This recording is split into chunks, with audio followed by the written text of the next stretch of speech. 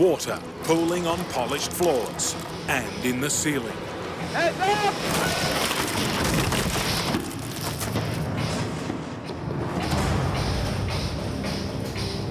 Tanker driver Steve Hughes is loading up for a supply run to remote clients who need fuel before the wet season cuts them off. When you drive tankers deep into the wilderness, every step of the journey is critical. Highly flammable, the goods that go on this vehicle, yeah, highly flammable. But they don't need a hell of a lot to ignite the slightest spark. The petrol products, they just go boom. Big hole in the ground and lots of you floating about everywhere. That's the diesel, that's unleaded. Purple goes to purple, the brown goes to brown, the yellow goes to yellow. So theoretically, you can't get it wrong. We'll go for the yellow, which is premium.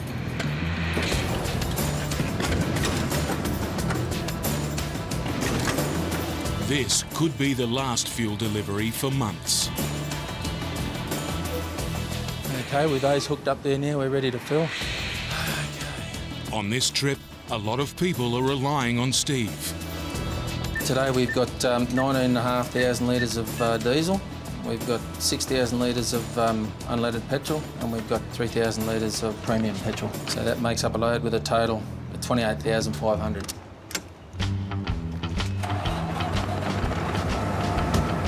His run will take him into some of the most inaccessible parts of the state. Rugged country, where the last thing any driver needs is rain. But up ahead, looming storm clouds threaten to turn a difficult journey into an impossible one.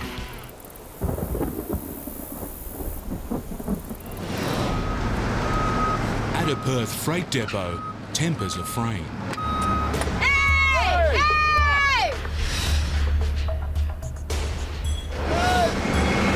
Husband and wife driving team, Gordo and Shu, are in the middle of a truckie's nightmare. We've just come back from Newman and we're going back up there again. They've just finished a 2-day non-stop drive, delivering mining supplies to the middle of Western Australia. But bad weather caused them delays. Instead of resting at home, the bosses told them to turn around and do it all again. Different job to other people. They run it once their time's up, they go home. But not with us. It's over a 2,000-kilometre return trip to the same place. Comes out of our time off, yeah, which is a bit of a bummer, but never mind, that's bloody trucking for you, mate. After a frustrating last trip, they're hoping for an easy run. But the cyclone that held them up is still menacing the northwest.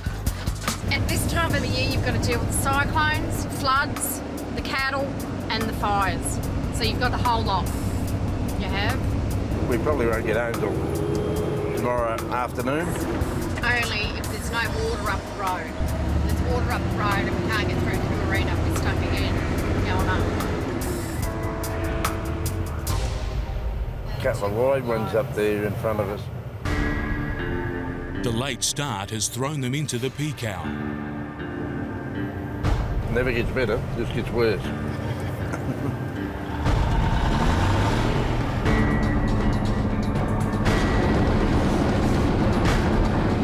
By the time they clear the city, they're already behind schedule.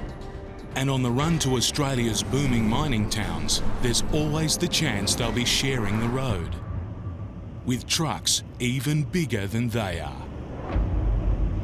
Another delay, another thing of what happens when you get behind time. It don't stop, it just seems to accumulate from there on. It's one of those dump trucks at the mines. I think they said he was 8.5, this bloke. That's metres I'm talking about too. He had 200 tonne of that thing. If we had been a couple of minutes earlier, we'd have got him back down there.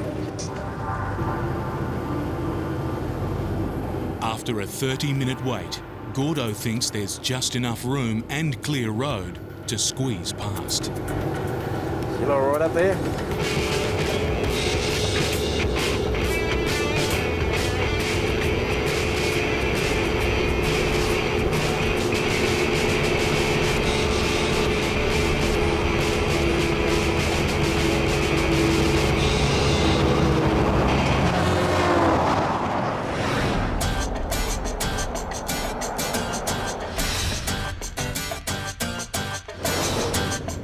the edge of the desert of the Nullarbor Plain.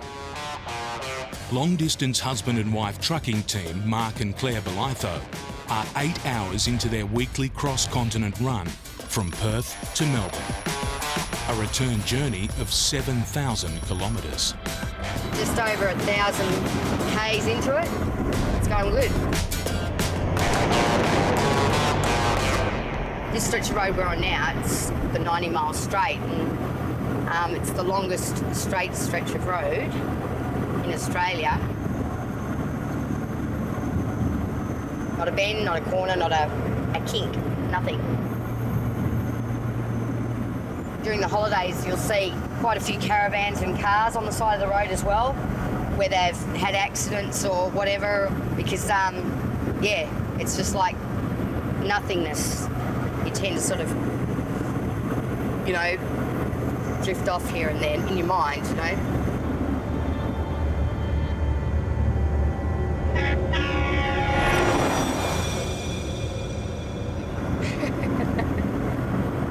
Riding with them on every trip is their 16-year-old dog, Roy. While he loves the open road, on this trip, Roy's out of sorts. Now, see? Jesus, man. See, you got yourself all upset. 2 teeth and they both got me.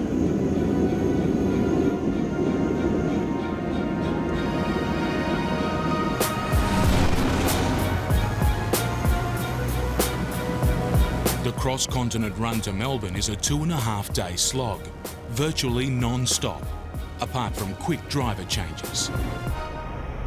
Marcus can have a drive and I can have a rest.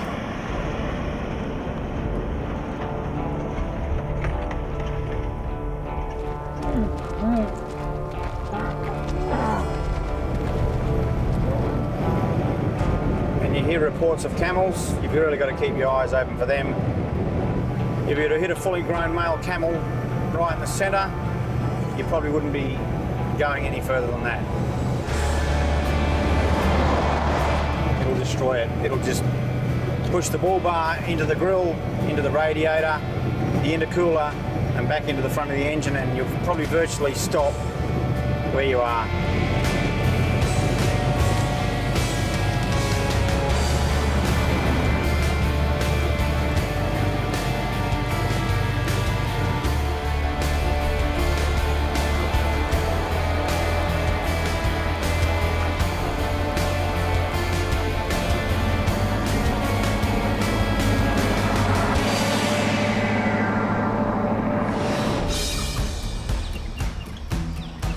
In far north Queensland, Steve Hughes and his 28,000 litre load of fuel are heading up a mountain pass.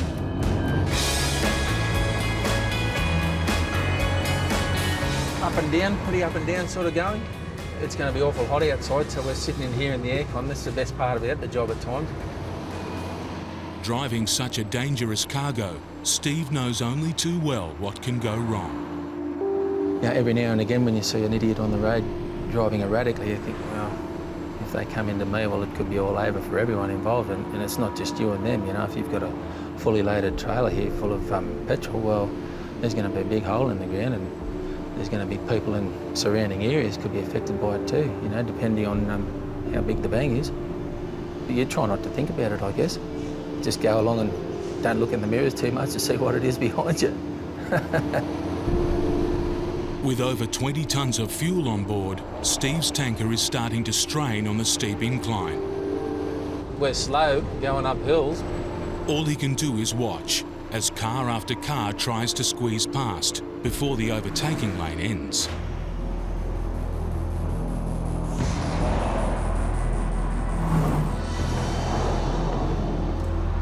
Until one driver pushes his luck too far.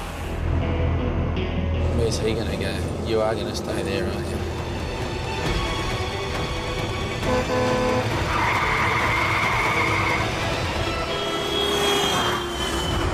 He decided, no, he wasn't going to get stuck behind the truck, and I just about looked out the window down on the bonnet of his car as I was changing lanes, and he was still coming until a car came around the corner and forced him to stop and had to drop in behind me.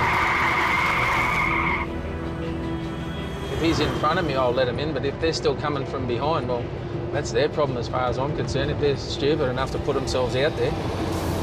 But that's the kind of thing you got to put up with, unfortunately.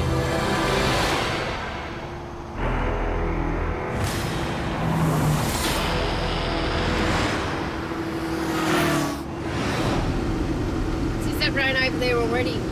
Over in the distance there and there? Gordo and Shoe are 500 kilometres out of Perth, on the road north to Newman, in Western Australia's mining belt.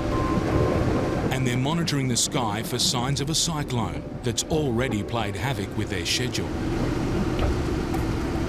Heavy rain has already washed away large chunks of the highway. The water just lifts the road and the road's given way. The more vehicles that go over it, the more it chops up while the water's running. And that's why they usually like to try and stop you running through it until the water goes. But if it's going to last for a few days, once it gets down a bit, they let you go because all the mines and towns up north start running out of food. Shoe's been sent a video warning them of what the road is like up ahead. You see how he's coming through? That's what you're up against there.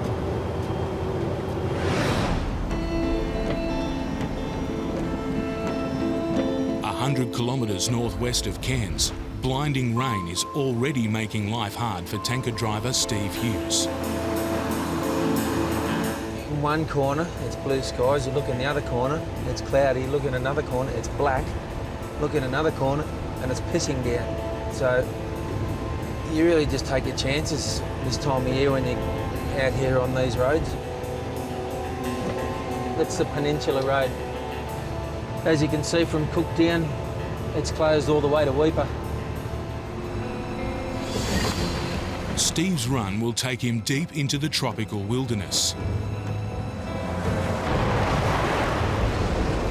where roads become dirt tracks that can disappear underwater in minutes. The road at the moment is a bit chopped up in places as we go through.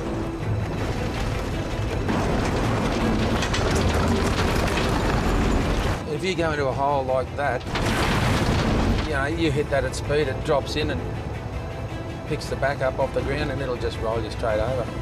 With over 28,000 litres of highly explosive fuel on board, Steve's carrying a potential bomb. The corrugations become big corrugations, become holes, and you can lose a small car in some of them. Water here.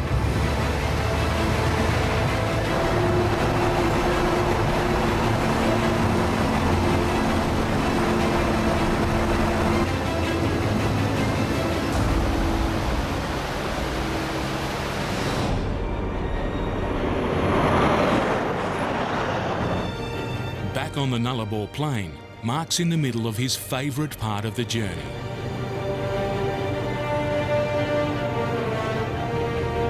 Well, this is what I like to see each week.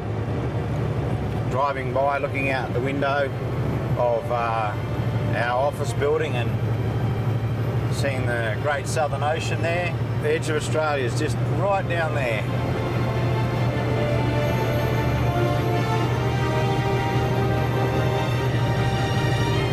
Never get sick of looking out there to see that, ever.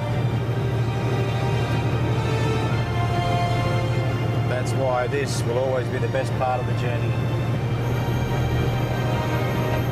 And if you head directly south from where we are now, approximately 6,619 kilometres, you'll bump into Antarctica.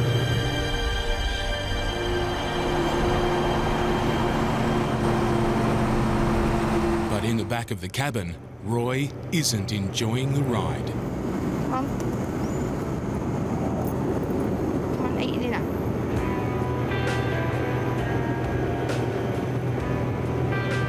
He's not been himself for most of the journey. Claire's increasingly worried. Out here, there are no vets. When I've picked him up before, it's like he's you know, screeching in pain. You know, like we get a bit He's bruised old. somewhere. I mean, he's old and... Yeah, he can't go to Melbourne like he is. All right. Once we get into Adelaide, that's the last chance we've got to make a decision. Yeah, You know, all right. because we can't travel all the bloody way. And it's not nice when the one person he relies on in his whole universe, I can't help him. And it's a helpless feeling, you know? Yeah. You don't know if it's serious, because if there is something wrong somewhere. Okay. Well, we'll just go to a vet then. Okay? Yeah. Ah! Stop it! That's enough. I didn't even bloody touch you then. That's enough. All right? I understand you're not comfortable, but that is enough. Well, what did he do, Claire, that you're yelling at him? I just leant over him and he went nuts. It's one of the disadvantages of having a dog in the truck. It's great, but when something f***s up, it's a nightmare, actually. It's a nightmare. Because I love him like a son and I can't do anything and, I've got a job to do and it's like you're being pulled in a million different emotional directions and none of them are right. I'm sorry, I'm upset now.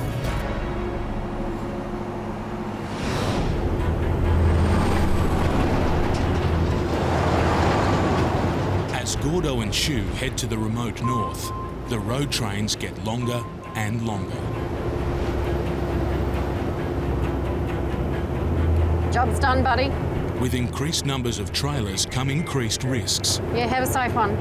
And on one of her trailers, something is troubling Shu. One of the loads looks to have shifted. Even worse, something could have fallen off. A lost load could turn a bad trip into a disaster. This one, look, the whole lot's tipped.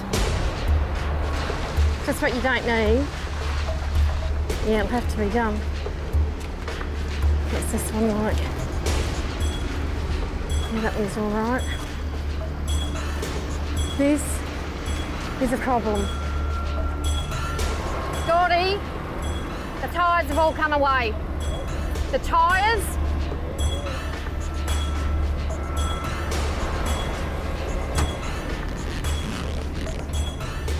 That's all. Come undone. The chains holding on a brand new 20-ton road roller have also come loose. And as you can see, I've had to get Gordo out. They lose a valuable half hour while they secure the load. Hang on, I'm twisted. But it's just too dangerous to risk not fixing it.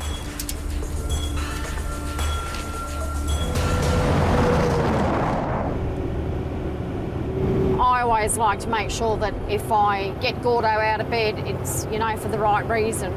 No, he's pretty good that way.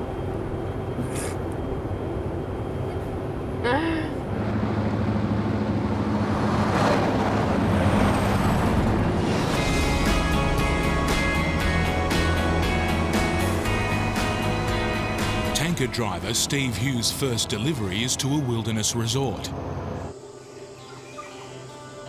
Without Steve, it would shut down. It's so isolated that he won't be able to go any further than a bush jetty. The fuel gets carried in by barge. Bloomfield Lodge is totally remote. Only access here we have is by sea. Our generator this time of the year runs 24/7. Totally reliant on refrigeration, fans to keep the guests cool, and all of our other bits and pieces that we do need to run here and everything. So if the fuel truck can't get through, we basically would shut down, yeah.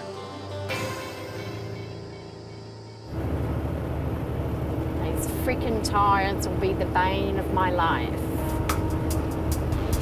Shu's stint at the wheel is not going well. My strap's loose on that same part with the tyres. So obviously the tyres have moved again.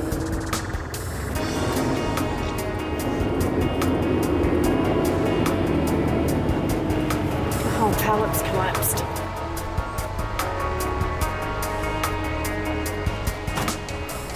Just what we need. You know what I've got to do, don't you? I've got to get Gordo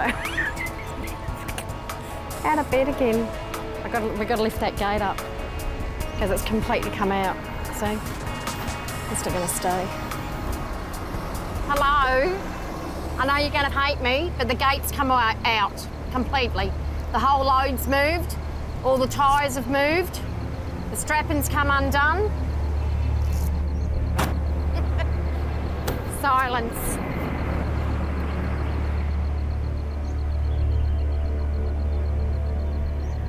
Now this, the gates come out.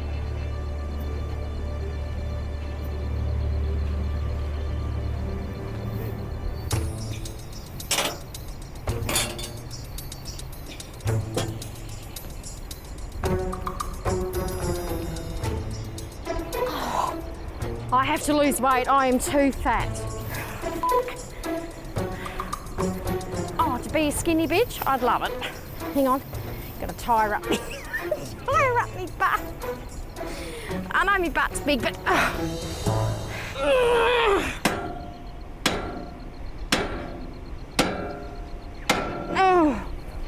It's not gonna do any difference. Why the f did they put this freaking gate on here when it don't fit? Oh, that one's come undone as well. What are we going to do?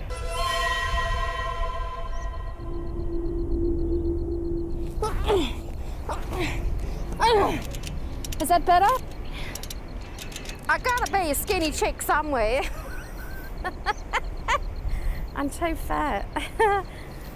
This stop has cost more precious time, and there are signs the cyclone to the north is about to strike.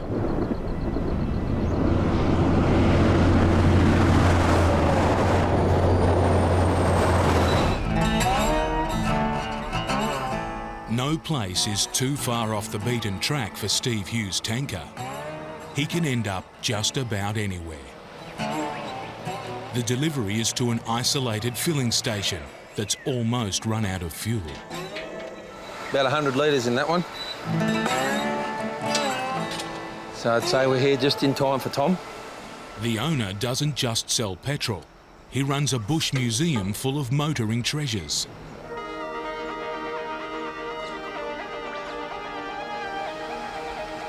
Well, if you can have a look around here, there's all sorts of Ford relics.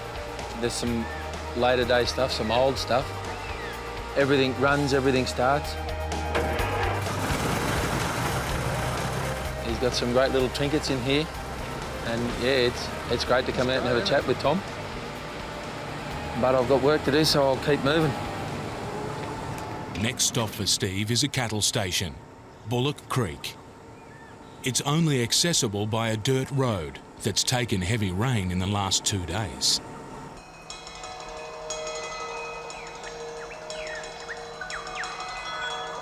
It's holding out.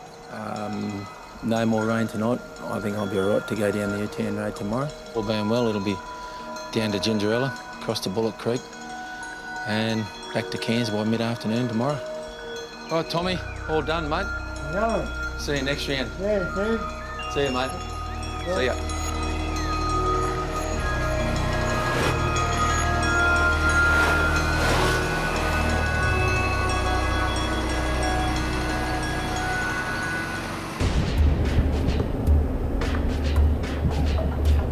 I'll wait for them to come through.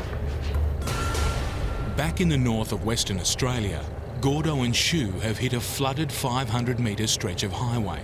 Freaking slow. That could be safe to cross, or an accident waiting to happen. Oh, he's just hit a hole. F***ing hole there. Copy at the Kenworth there. Got you, buddy? Yeah, just a quarter way long there, you probably see me rock side by side. There's a great big hole there. On the way down, half of your side's washed out. No worries. Thanks a lot, buddy. You have a safe one. Okay, cheers. Thanks for waiting. No worries. Okay. Let's go. And we've got to go over this side.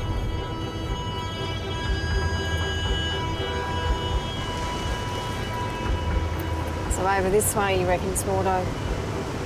Shu has to try to avoid the holes where the road has been washed out. But if she drives too close to the edge of the bitumen, she risks ending up in the river.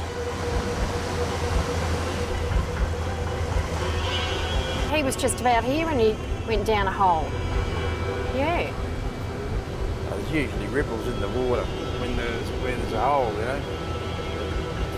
just rushing across, you'll see that there was sometimes to be a big ripple and other times to be a small one. In this way a bit. All right. So you could have said, well, you'll get right over there. Yeah, I know, but... Get over here. Okay, I'm coming back over, Gordo, but the f***ing holes. Otherwise you'll be bogged. All right. I was trying to avoid the holes.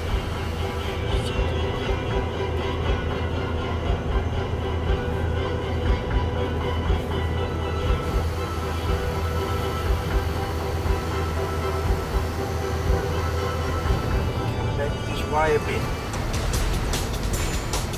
You're getting over too far. I know, but there's a holes here. Yeah, but you want to fall out in there.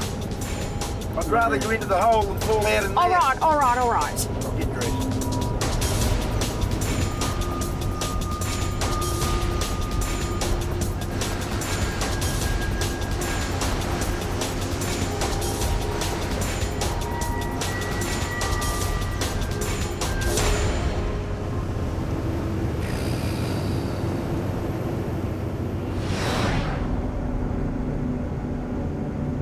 Mark and Claire are nearly 1,500 kilometres from Perth, halfway across the Nullarbor with no civilisation in sight. Their concern for Roy is growing. He's showing increasing signs of distress. If Roy's condition deteriorates, they're a long way from help. We're at the Nullarbor Roadhouse. Just stopped for a toilet break and to let little Roy boy out as well. Come on. Middle of the Nullarbor Plain. There's nothing else around. Yeah. Nothing for another 90 kilometres to the east and nothing 184 kilometres back to the west. There's nothing at all. No!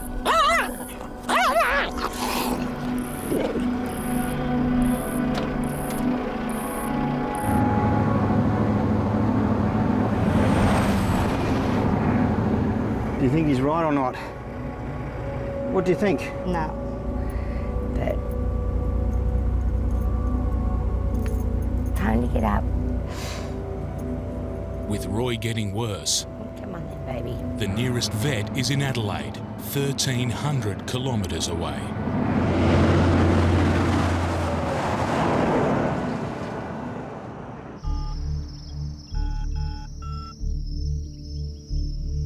In far north Queensland, Steve Hughes needs to find out whether the rain he's been driving through has closed any roads.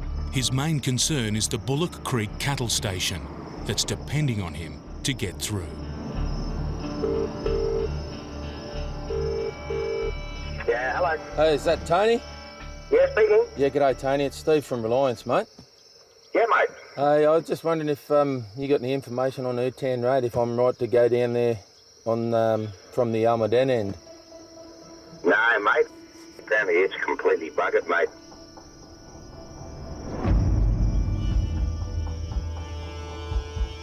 There's bloody scours and did say the area with it was real bad, mate. All right, well, that's what it is, mate. That's what I have to Yeah. do. Yep. No worries, mate. All right, thanks, Tony. Well, that's not what I wanted to hear. So, the day just got longer by about 4.5 hours, I reckon. A closed road means a massive detour. I've got to go around the long way. The short way's out. The worst possible news at the end of a long and difficult day, with a night drive ahead of him.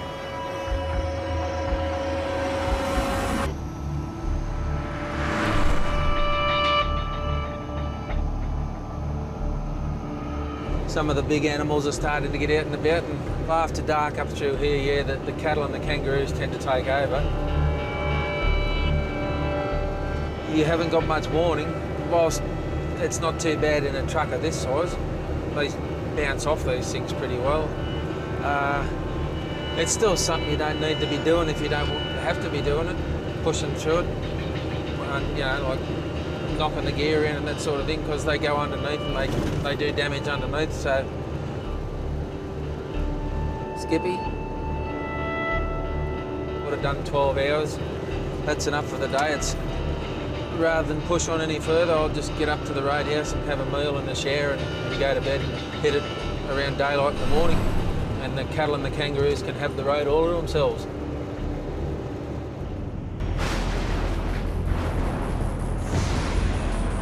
Gordo and Shu's trip from hell is about to get worse.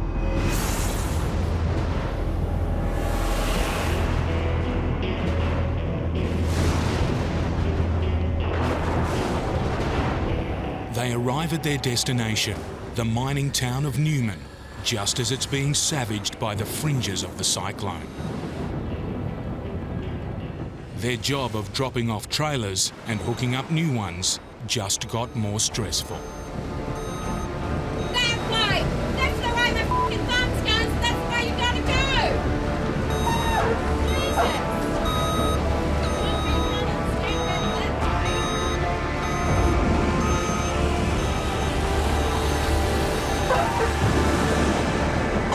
See right from the dolly, so I can't see him on the left. I told you before, don't stand in front of the dolly, so I can see where I'm going. I'll tell you where to go.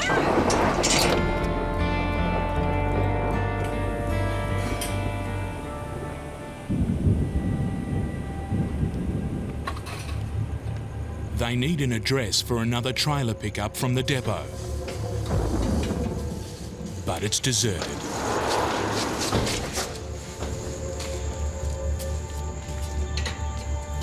I knew he wouldn't remember the address, and there's no address on here. Shu and Gordo are at breaking point. We're not running around with a trailer on the back trying to find another depot. You can't run around with a trailer on Hey, listen, I've got a bloody good idea where it is, so stop bloody laughing. Gordo thinks he knows where the other trailer is. He'd better be right. This storm could close the road they came in on, and they could be stuck up here for weeks. Well, it's a short line resident, so this needs 3375. It's pitch black, and they need to find the new location quickly.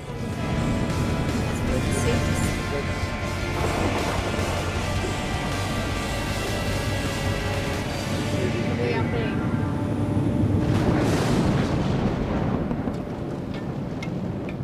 Okay, back up.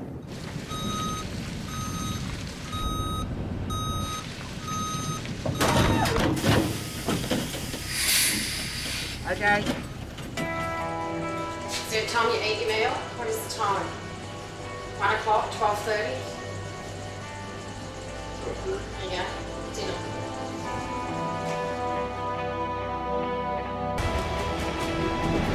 It's early morning, and after driving over 1,000 kilometres to get here, they're ready to turn around and do it all over again.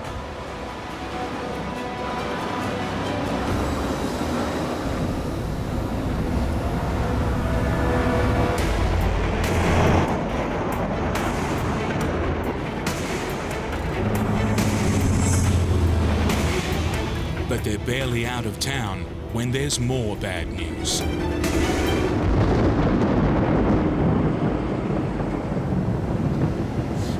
Here for the night. If the road's closed. I'm going to have to get off the road. Pardon? I said, I don't know where you're going to go. Neither do Unless I. you pull up behind that one up there.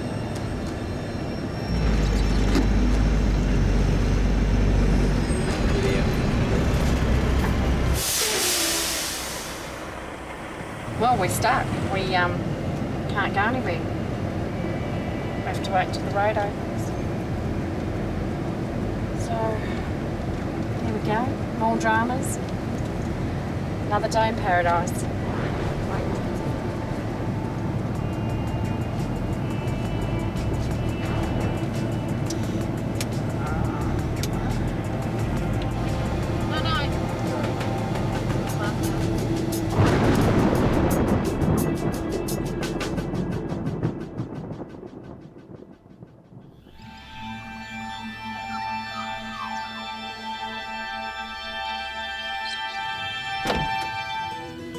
Steve Hughes has spent a night sleeping rough in his truck. After a brief outback wash, he's ready to tackle the day ahead. Trying to get a load of precious fuel to a remote cattle station before the wet season cuts it off.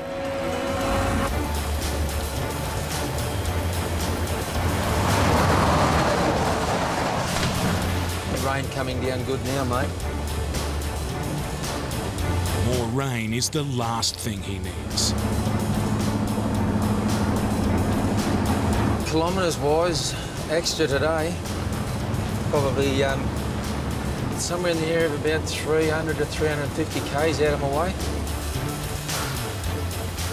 The forced detour is taking Steve onto roads he's not familiar with. But he knows what bad weather does to bad country tracks. You'll come along to a creek crossing and you'll either be able to get through it or you won't be able to get through it. So you always make sure you got food and water with you so that if you've got to sit it out for a while, well, you're not going to go without. And of course, you can't turn around in there. Once you're sort of sitting at the edge of a creek, you've pretty much got to wait it out unless you want to back for miles. And you know, when it's wet, you don't want to push these things off the side of the road because they go straight down. And so you sit it out. As soon as the water's down, then you're good to go again. You press on and hope that the next one's going to be just as good.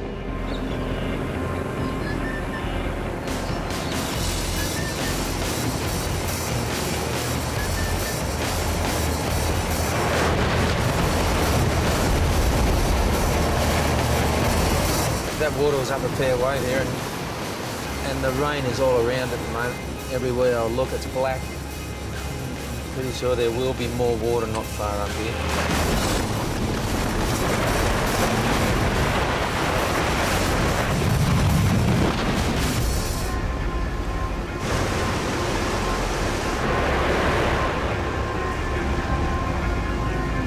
That wasn't too bad.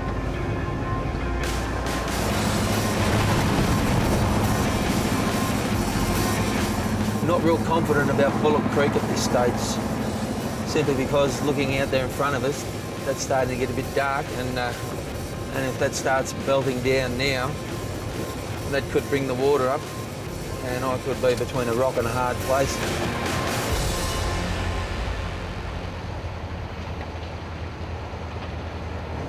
Fuel truck on site. Without checking the roads up ahead, this is as far as Steve is prepared to go in his fuel tanker. I'd like to go and see it with my own eyes before I take the truck down there, because I can't turn it around down there. Luckily, a local quarry has agreed to lend him a four-wheel drive.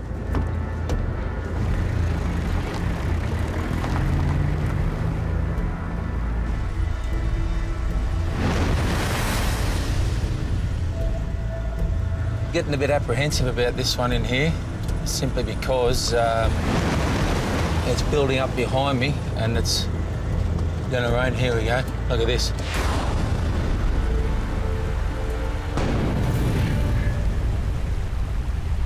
I'm not going through there. Don't even know where the crossing is here. Yep, definitely not taking this on. I don't even know how deep that is. There's no markers here to tell you. No. The time it takes me to go in there, that could get even deeper here, and I really don't want to be stuck here. Just not worth it. You just don't know what's down there. Love the tropics. Oh, there he is. The station owner knows it's a lost cause, but how long can he last without fuel? Are you going to be hanging out for a while? Like, that'll get you through a bit longer, that diesel? When do you reckon we might be able to get back in here, Michael? March. There you go, March. That's 2 months away. We might leave it at that for now then, mate. Looking around, I reckon anywhere inside of 15 minutes to half an hour and I'll be getting wet here. So in saying that, I'm going to get a wriggle on.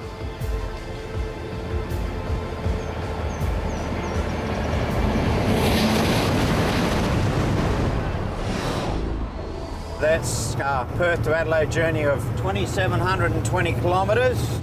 After driving for 2 days, Mark and Claire have arrived at their Adelaide depot. But the only cargo they're worried about is Roy. He needs to get to a vet quickly. All right. Give your eye off. Yep. Yeah. Sorry, mate. Because I don't know where he's hurting. I don't know where to touch him and not touch him, you know what I mean? Worst feeling in the world. It must be how parents feel with kids, you know, like you can see too he's not right.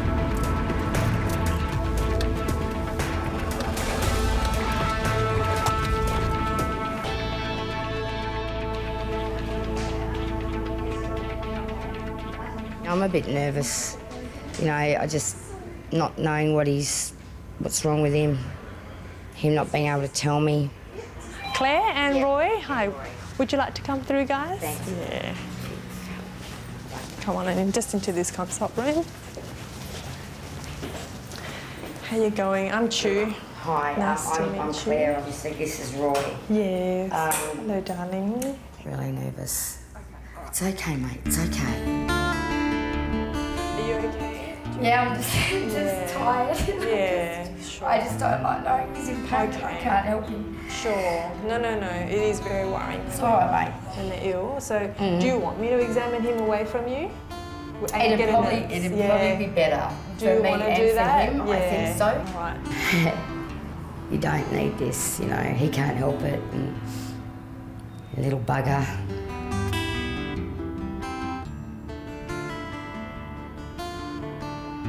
He's got a little bit of back pain.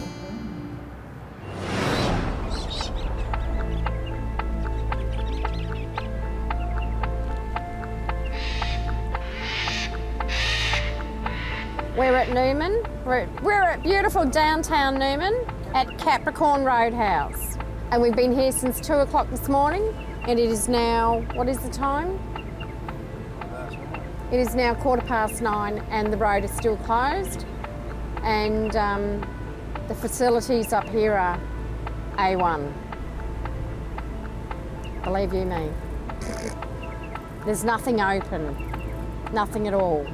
All Gordo and Shu can do is sit it out. There's only one highway back to Perth, and it's still underwater. That's it. Once you've lost a day, you've lost a day. There's nothing else you can do. You just got to try and get around it as best as you can.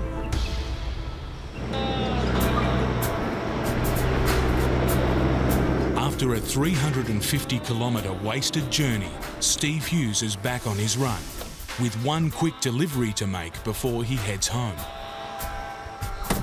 But his luck isn't getting any better. The dipstick, I think it's walked.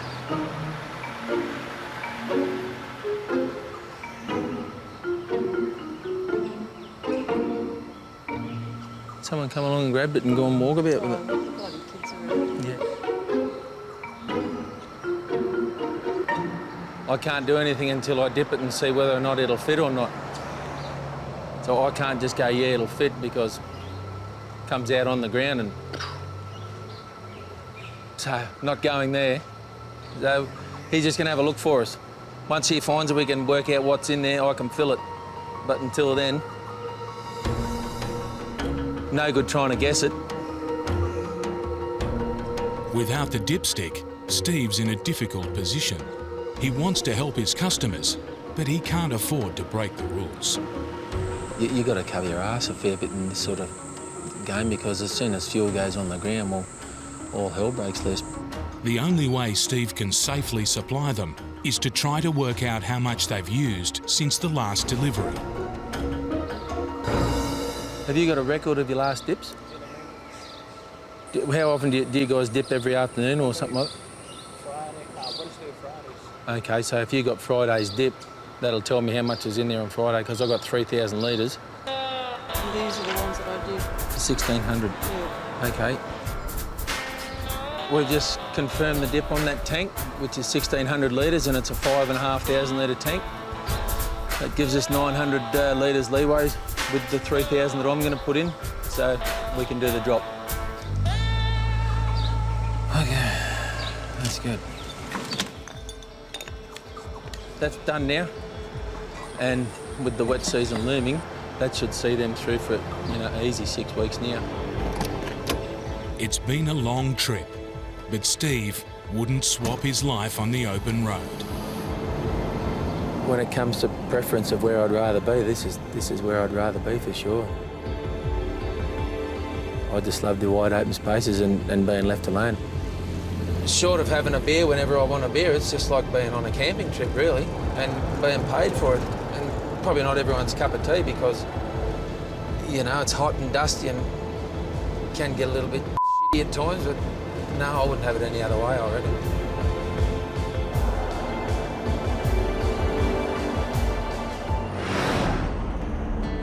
In Adelaide, there's still no news for Claire.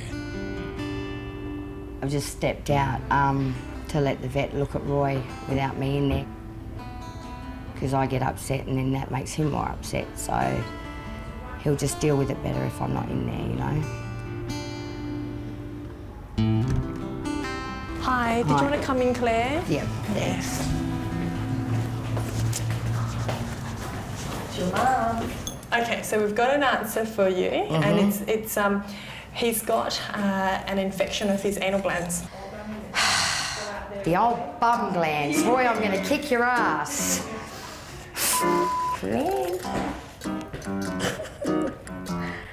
So all he needs is just some painkillers and some antibiotics, Good and stuff. that will cure the infection. Say thank you, Chew. That's okay. You've got no idea the You're more than relief. welcome. The relief, because when you're out there is no vets and stuff. Thank you. Thank you kindly. Thank you very, very much.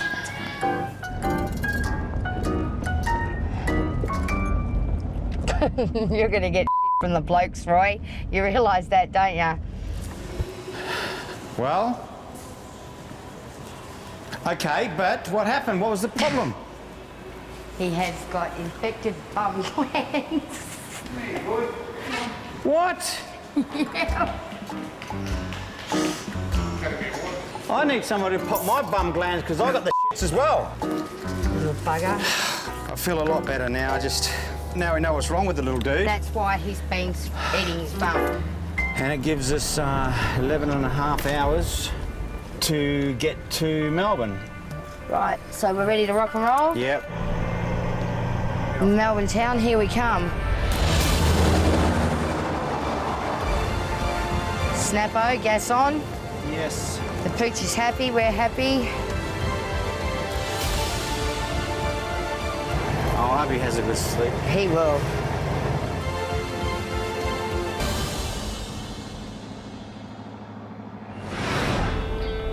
Gordo and Shu finally have some good news. Oh, guess what, fellas? The road's open.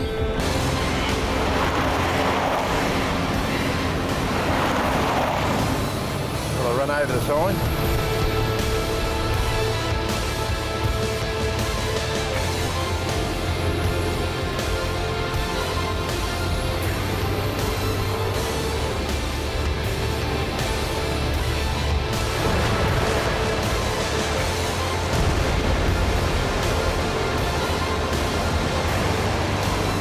Shu? Yeah. I reckon he's gone to snoozy. And he's gone off the bloody road, eh? Oh my God. After a long night, it's a relief to be back on the road. So do anything else for lunch? One left, little pink one. These were nice, actually. Trouble is, you get behind the steering wheel and you just think you're a bloody eating machine, you see. And then you go to the doctor says to you, you got a diet. And I think to myself, where do I get the time? Oh, surely you can stop for half an hour and do half an hour walk. Like, hello? What planet are you on? It ain't my planet you're on. But I got to start losing weight again, I do. Go on, Gordo, say it. It's your turn to say it. I hear that every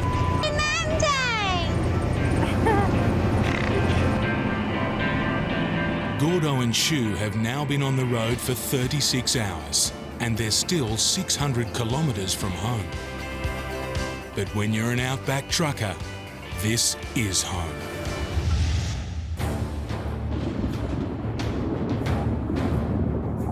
In stormy Alice Springs, long-distance legend Steve Grahame has a lot weighing on his mind. There's a big monsoon sitting over the top end of Australia.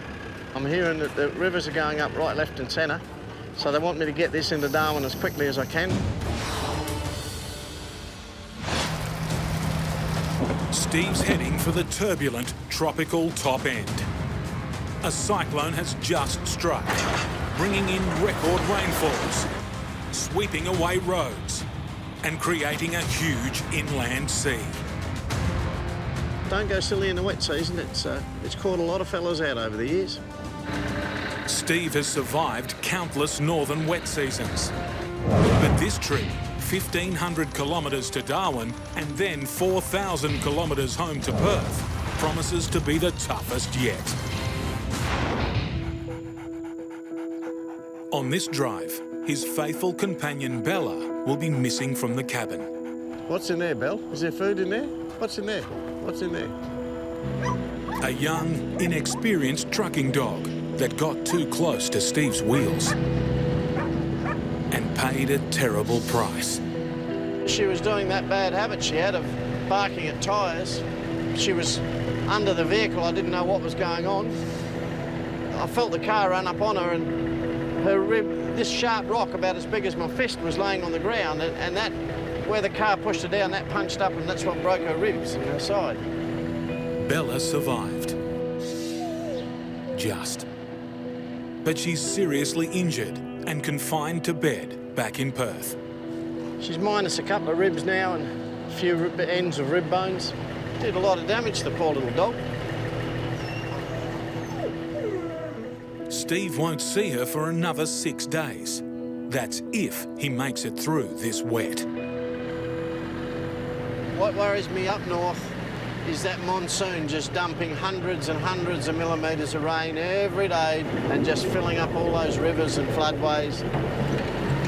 This freight that I've got on here on this forward leg's fairly time critical, so I'm going to get on with it, get this load on as quick as I can and get out of here. On this trailer I've got a container full of building product, and these are all windows, very, very valuable, expensive windows. You don't want to put anything on top of it. It makes it shift inside its framework, and when glass moves, it either fractures or it stars or it goes crazy. It's not good. I don't like carting glass, but that's what we've got.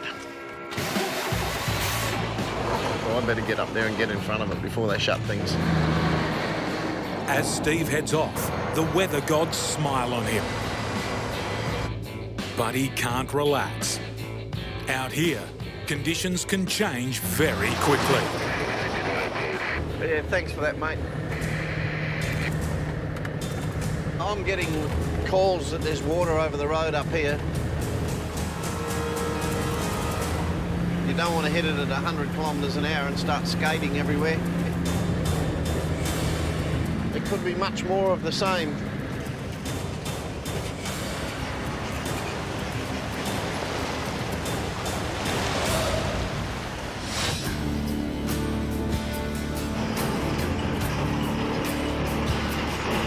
Feel that drawbar? Yep.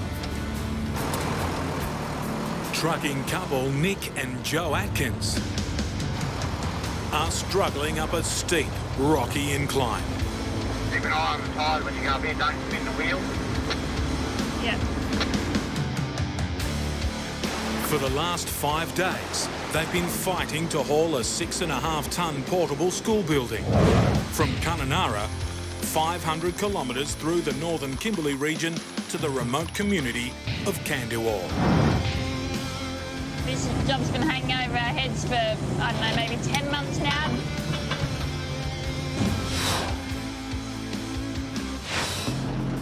The building must arrive in good condition. It was bloody tight through there. That's a tall order on roads like this. Rough, mate, you shake the shit out of everything. Eventually something's got to give.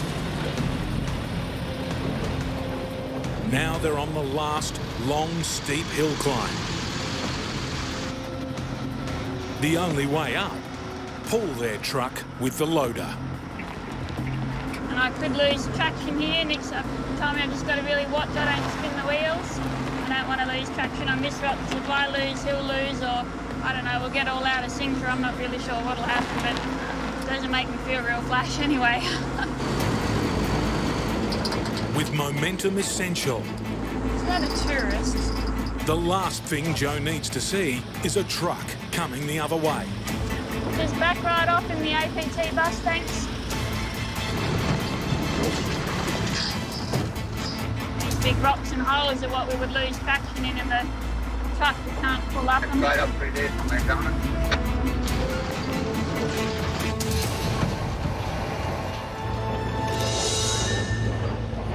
A bit of an audience. Beautiful, dear. Did well. See too bad at all. Did well. Oh, Not even really an argument.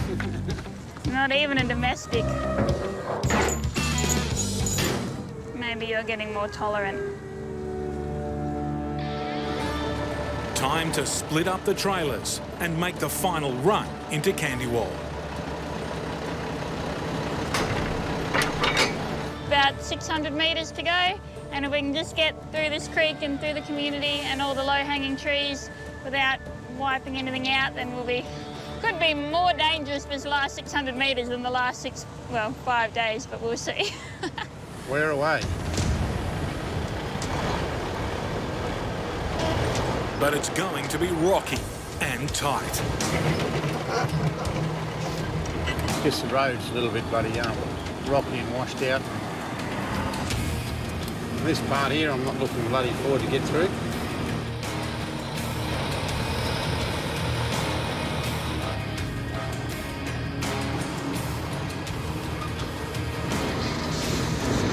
I've got bloody rocks on this side, tree on that side.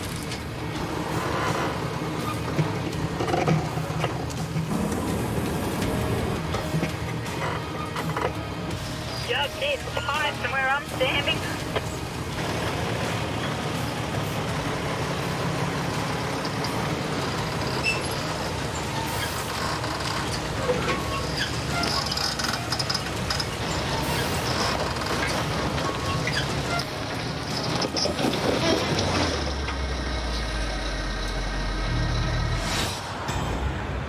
Late evening on a busy highway.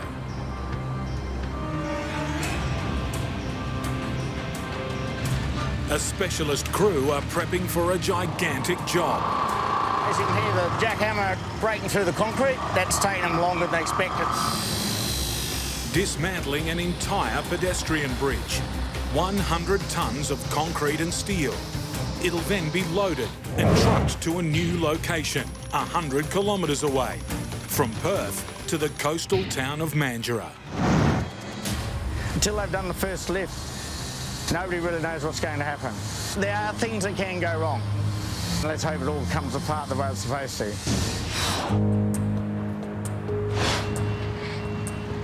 It might be a short journey, but it's far from easy. It'll take 2 days and 6 heavy haul low loaders to get it there.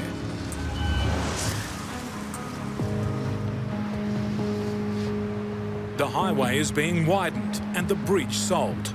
So this bridge is an absolute bargain for us. A tidy $150,000. For half the price. How could we go wrong? The price tag may be small, but the move is huge. It'll be cut into 4 spans, each weighing 25 tonnes and around 40 metres long. And it's all being done to a tight deadline. The power goes off at 11:30. You have to wait for an hour for the power to de-energise, so then the crane can get in position for a 12:30 lift. The crew have just a 4-hour window to lift and load the sections. The power has to be turned back on by 5 a.m. Wear and tear on man and machine. We've already worn about 4 cutting blades, cutting it, and then with the poor little jackhammer trying to bust through. And the next part of the job is even harder.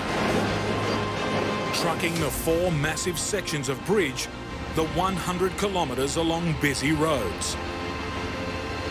Adding to the degree of difficulty, the trucks are too long to go the short, easier way along the freeway. They'll have to do battle with the traffic in the back streets. Drivers are used to going under bridges, not around them.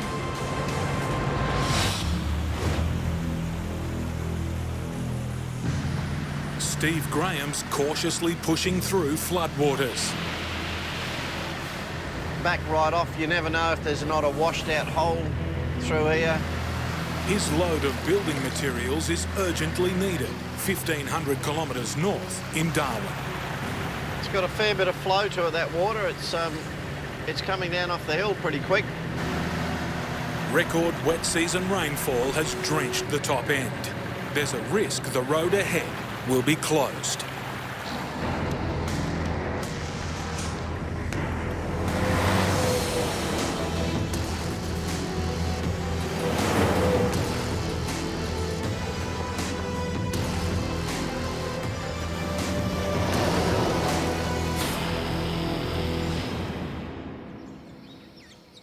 A new day. And for Steve, it's a reminder of his missing canine companion. Normally I'd have my little mate jumping out here to have a run around, but no Bella. The news ahead doesn't help. Rising floodwaters. The next bridge past Catherine, the water's nearly up to the bridge. And if it gets to the bridge, they'll shut the road. To beat it, he must push on. It's the wet season. What else can you talk about in the wet season? Rain and how hard it is to make a dollar. With all the distractions, even the best can make mistakes.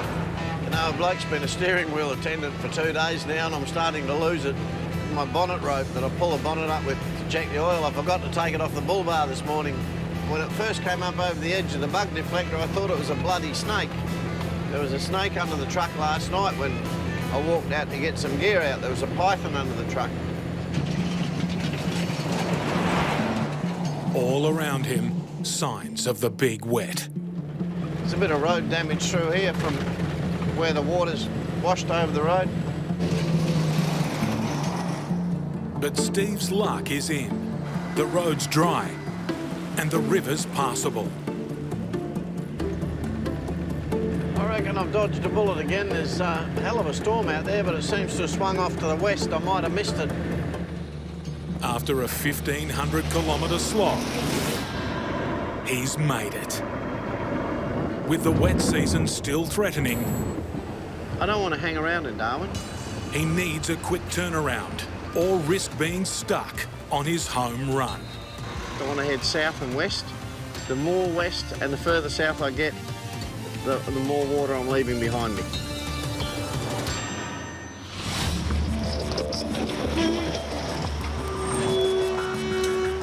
Nick and Joe are stuck. Stiff bar. A stone's throw from their destination. Stuck in the bloody creek.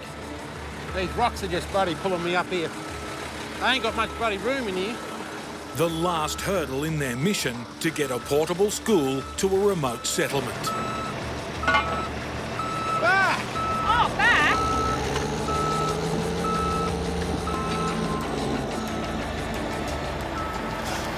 He's going. And I'm like, go forward, go back. No. Yeah, sort of slowly veer over that way, not too sharp. Don't want to hit my fuel tank on that foaming thing. Okay. Go.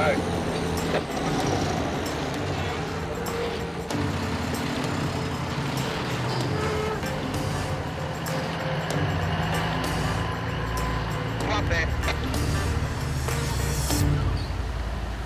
Happy days, eh?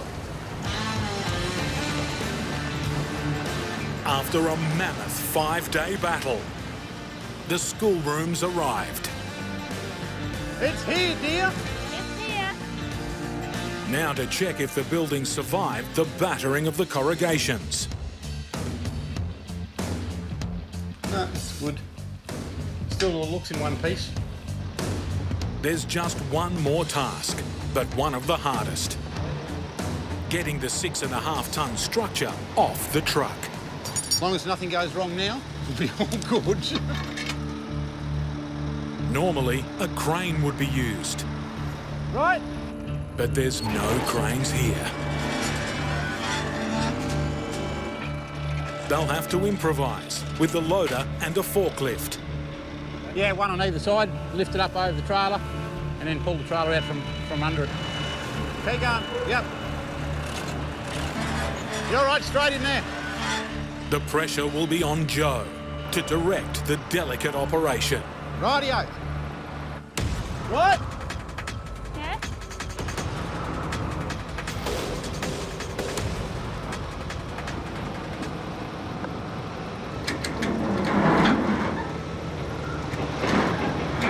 What? Hang on, hang on.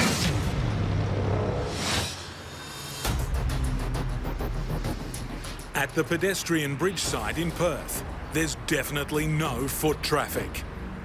Two 40-metre spans of bridge are now sitting on low loaders, ready for the difficult trip to their new resting place. Well, it's 108 kilometres. It should take us around 2 hours, 2.5, as long as nothing goes wrong.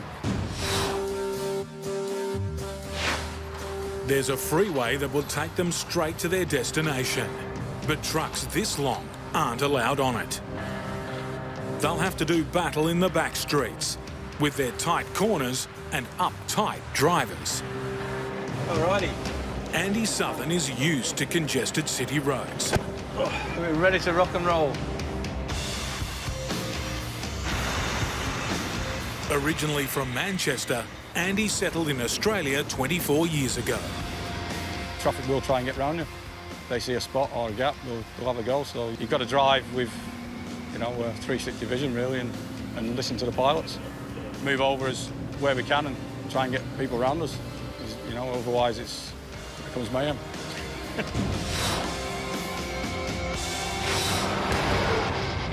They've timed the move to avoid commuter traffic, but it's a busy Saturday morning with cars everywhere. Our pilots are front and rear, so if there's cars behind the pilot, the pilot can slow them down.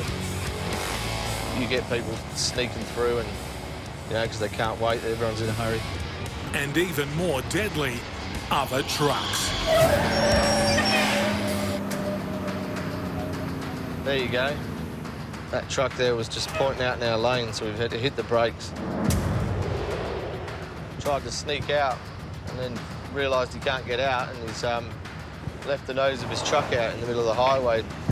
When you're this long and this heavy, suddenly hitting the brakes is dangerous, but sometimes essential, as Paul well knows.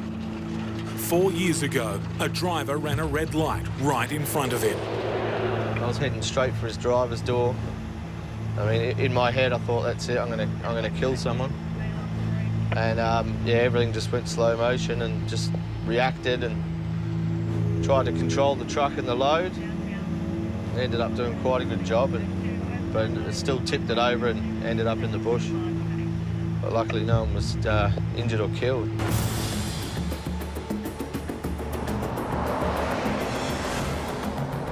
After a 3-hour journey, the convoy arrives at the holding yard. But steering a truck this size off the road and through a narrow gateway presents a problem. It's gonna be tight getting in there, isn't it? Oh, it is there here, this edge here. Right, we're about to try and get through this gate. It's nice and tight. We've got Andy up there guiding me, so.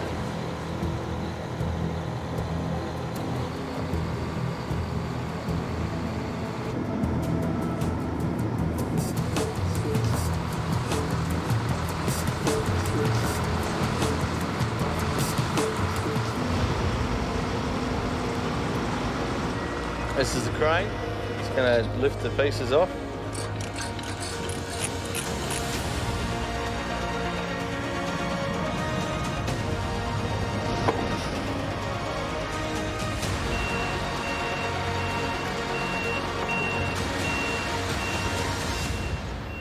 Stop. We got it here, no issues. But today was just a dress rehearsal. The toughest test is still to come. Tonight, work begins on the biggest sections, 5 metres longer and 17 tonnes heavier. What? Hang on.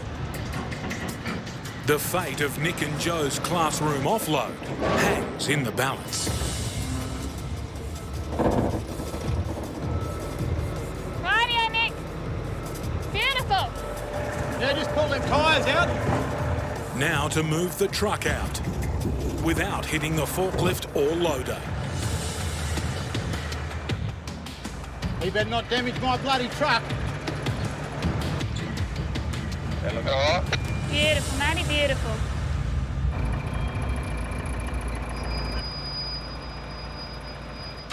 The building still needs to be moved onto its concrete footings.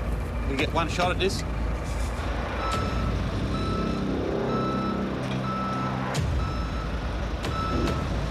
Stop! What's going on? It's nearly slipped right off Nick's forks. The dong will move. You're going to have to come back over the blocks because I'm going to have to get another grab because I'm off my forks. Getting the building here safely will mean nothing if they drop it now.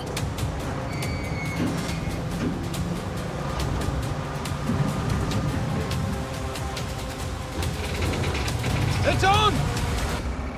Beautiful, good job. The classroom move is done and dusted. You know Nick's happy if he's got a big grin, so that's good. Glad to see that on there. Time for a well-earned break.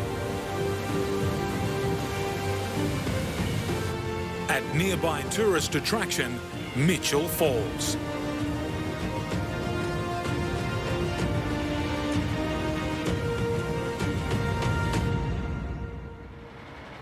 But this trip is far from done. Tomorrow they'll start the arduous journey back home.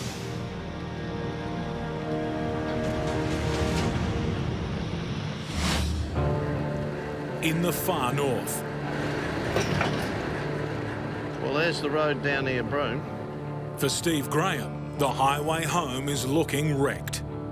But I have had a phone call saying that they've got machines going out there and they're pouring a big heap of dirt in that. They hope within 48 hours to get that open. They are only temporary repairs. If there's big rain down there, it'll blow them out. He's hauling oil pipes bound for Broome. Fingers crossed I can slip through these puddles and slide home. With more freight to pick up on the way. It must be going to rain. My knee is giving me shit. It's playing up something shocking. It must be feeling the weather. I'm into it. Straight away, the monsoon threatens. She's a bit wet out there. The visibility is not too good. We'll just back it off a bit. I hate driving in heavy rain. Driving rain is scary. It's just not worth roaring along at 100 when it's like this. It's bloody silly.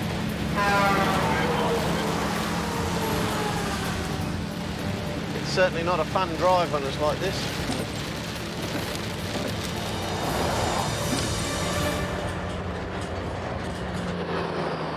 He's made it through.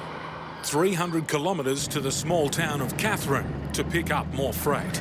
Sort that out this afternoon, we'll be good. But then...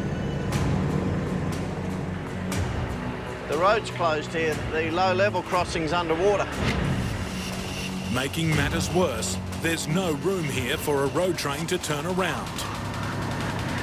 Usually you can go around the block or around the rock or whatever. Steve has no choice but to try an unknown driveway.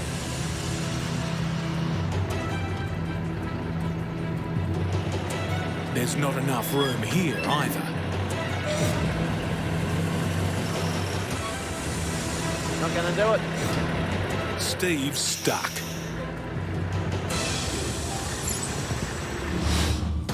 Here goes, the drama started. In the Kimberly, Nick and Joe are also on the way home. Don't start this right now, you mongrel. But the electric motor that controls the loading ramps is refusing to work. Press that button, dear.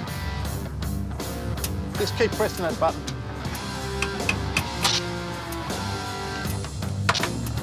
And nothing. It's got power and it hasn't got power. And... Well, that is going to be a right pain. Time for a little bush ingenuity. Use the loader to lift the ramps. Rightio, put the chains on. Over one hurdle, but more to come. Ahead of them is a series of jump-ups, hills and slippery gravel.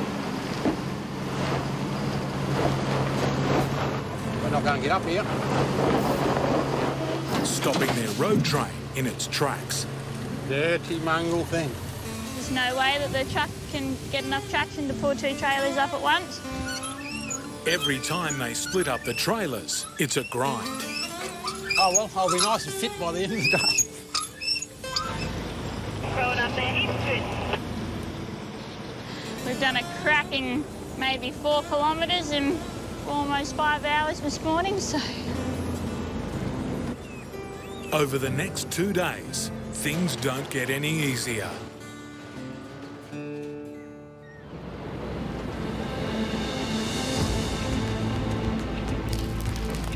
The pressures of the road start to tell. I don't need you to go down anymore. I can unchain it there. What? When you go back. No, I need to get the bucket right down because I don't think it's going to go past the ramps. Bloody hell, I can't go back any further. Loosen them dogs off. Just undo them, undo them. Yep, let it go, let it go, let it go. That's it. Right. Yep.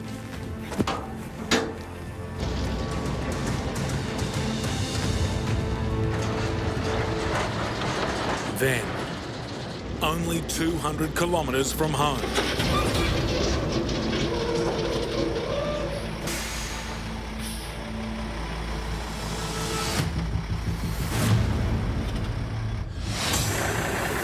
Steve Grahame's boxed in.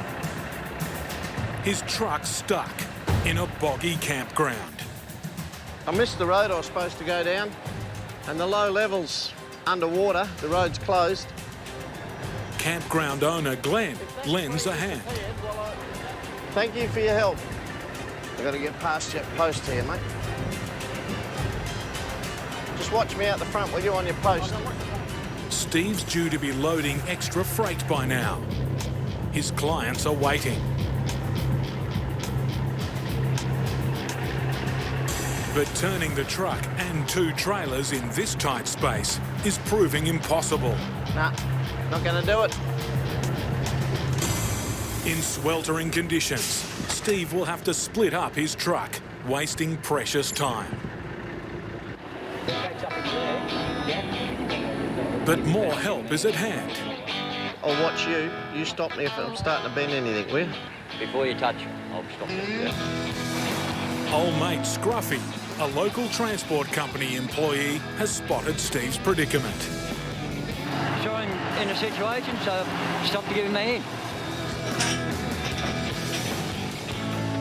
It's just our nature, that's what we do. We help each other out all the time. If somebody needs help, you help them. Without truckers, everything stops. So that's why we look up to it. It just shows in the bush, when you get in a bit of a tight spot, people just come out of the woodwork to help you. It's good stuff. It's the way the outback is. Slowly, with Glenn and Scruffy's help, the truck comes back together. The good news is Glenn's a traffic controller. You couldn't get it any luckier. If you needed 2 good blokes to come out of the bush and give you a hand, this is my lucky day. I've won the lottery.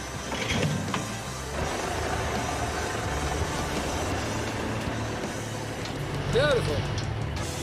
Well, I can't thank you for your help enough, Scruffy. You know what it's like. Well, that's that little job done. Finally, Steve can push on. That's Outback Trucking. Sometimes things that look really bad turn good just because a couple of good blokes come along. He's picking up a smashed-up truck. Then a second-hand ute. We'll put this ute on with a big forklift. Hang on, mate, hang on. Whoa.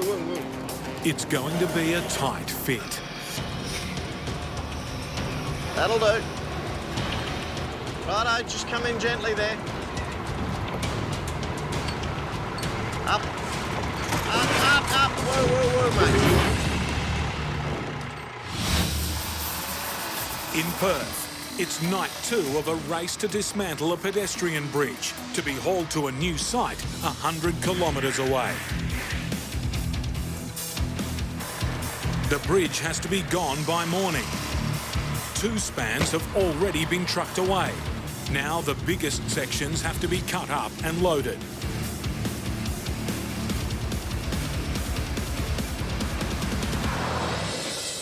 Next morning, 2 special purpose trucks are loaded and ready. I'll keep it up a little bit, try to throw a little bit more.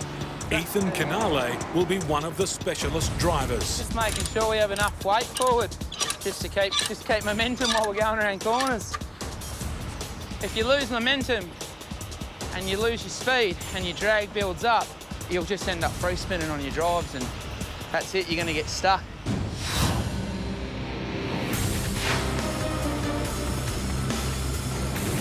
Getting this 66-wheel monster to its destination via the back roads will be another huge challenge. The first serious test is just around the corner. The truck and bridge span together are 42 metres, nearly as long as an Olympic swimming pool. I'm a big curve now. Just pushing it, not much.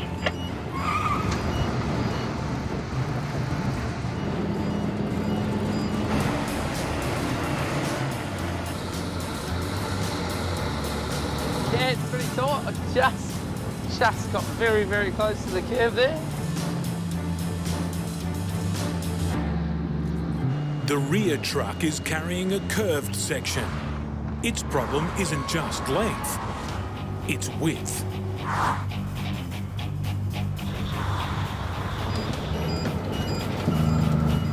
At intersections, the traffic is stopped.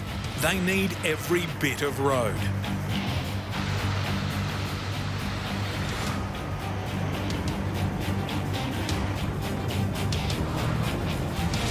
On the back roads, cars are ordered off to the side.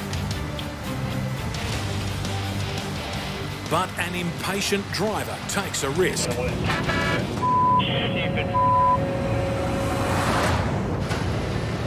Trying to cut it and go fine up there. Some people just have a death wish. Yep. A car was pulling up on the side there, and another car's decided to go in between them and me on the road, and pretty close call there in between the load and the parked vehicle. It's Sunday morning, but for Ethan, this is no Sunday morning drive. Yeah, seen a few fatalities, which isn't nice. It's the last thing you want to see. Some people just are impatient.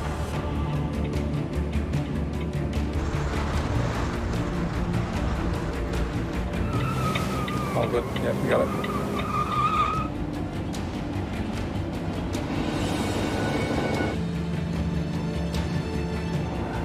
There's that back right looking there, Andy. Yeah, you're looking good there, mate. Good job, thank you.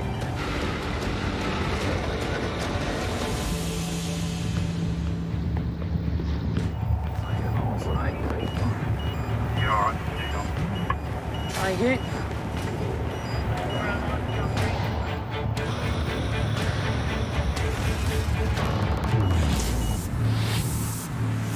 After 3 hours threading these super long loads through suburban streets, the depot they're unloading at can't come soon enough.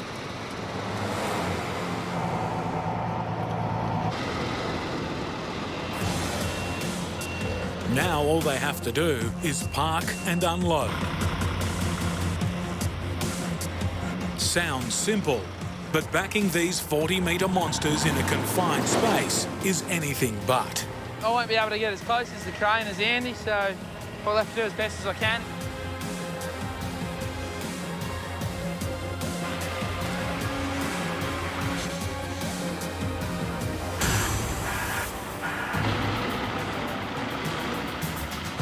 go a bit further this time.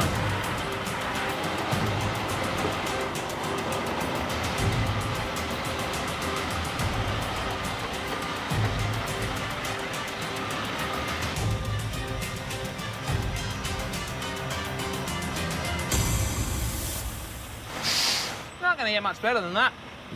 No, you did good. Thanks for the spot, brother. You go all right. A $150,000 bargain saved from demolition. This was the interesting one with the extra length and the width. So, yeah, it's gone well. It was a good manoeuvre.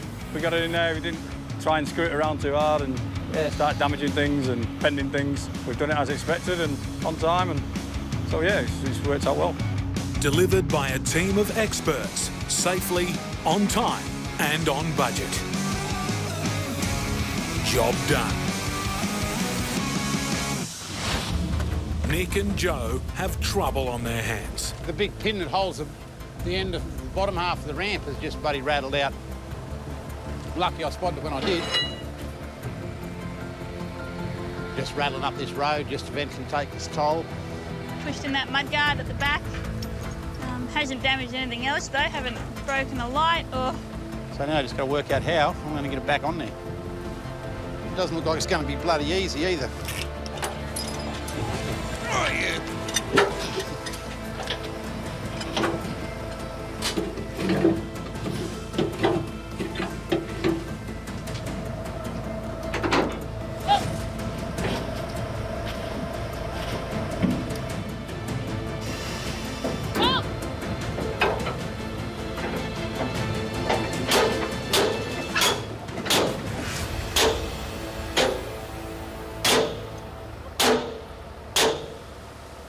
Got it back on. Yeah, that could have been really messy otherwise. It would have caused a real thing flying along the highway. Or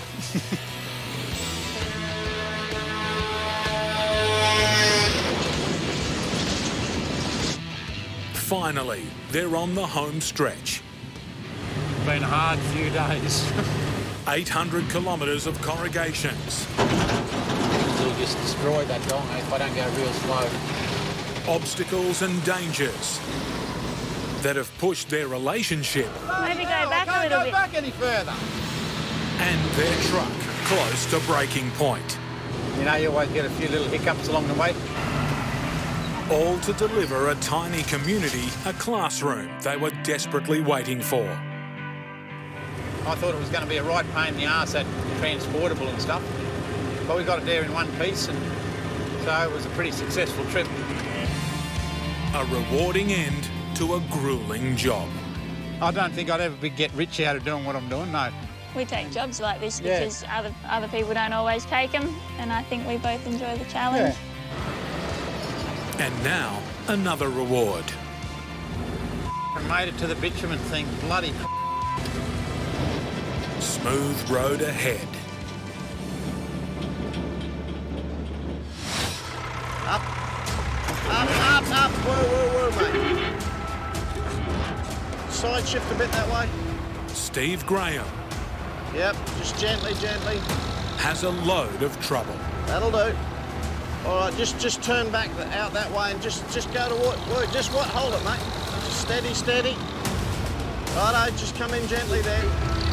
Just, whoa, watch the back. Just, that's it, straight in there, mate.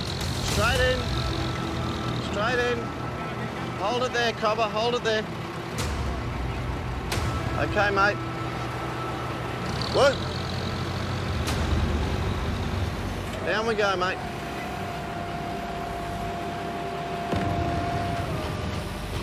Finally, the ute's down. Beautiful. And so is Steve's blood pressure. It makes you shake your head sometimes. It's, you know, good blokes, best intentions in the world. But you're not in control of some things. You have to hand them over to people. And, well, you know, things aren't always done the way you would do them yourself. But Steve's set. All right, I'm going to get my driving shoes on and get out of here. That's it, I'm loaded, finally. Ahead, a massive 4-day return run to Perth. We're finally heading west. Where his injured four-legged mate Bella is patiently waiting. I like to think that maybe I've got a good run in front of me today.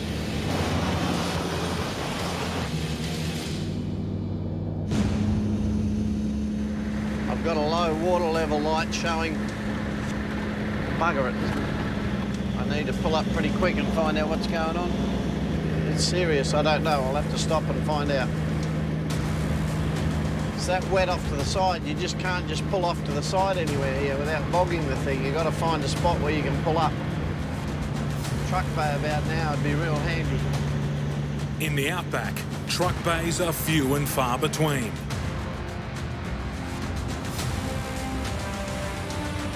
It's 10 kilometres of torture.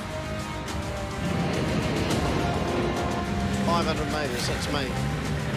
Before Steve can finally pull up.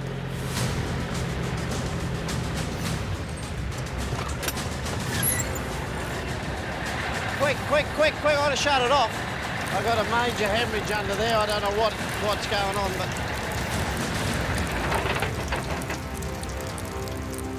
it's not good, whatever it is. Not good at all. Still 3,600 kilometres from home. It's a buggered water pump. Bugger it. Bugger it, bugger it, bugger it. Steve's stranded. And they're a shit of a change on the side of the road.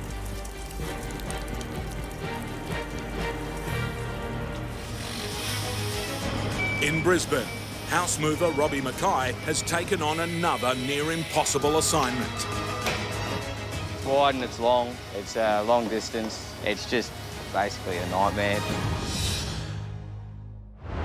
His crew is moving a house 30 metres long and 8 metres wide from a difficult site in the rain. At the moment, like in Brisbane, it rains every day. The front yard is already, you can see it's already wrecked, but we're definitely going to get bogged in the front yard. That one there, cut the bottom of it. Robbie's under pressure from two sides. A developer who wants the house gone. He needs to build, he's already behind schedule. And the new owner who wants it delivered in a hurry. They're the ones who are saying, like, just bring it. The house is too high to move with the roof on, so it has to be dismantled. Easy in the dry, a nightmare with rain around. Houses like this, like a cut with the roof coming off in the rain, isn't good, especially fully renovated. The owner's the one saying that they want their house. You know, at the end of the day, we're working for them. They've just finished removing iron sheeting from the roof when another heavy shower hits. It's starting to rain, so it's great. They're hoping to move the house from a suburb in Brisbane 100 kilometres away to the southern end of the Gold Coast. It'll replace this brick residence, which is about to be demolished by Robbie's other crew. They have the easy job, not having to worry about the weather or any damage they're doing.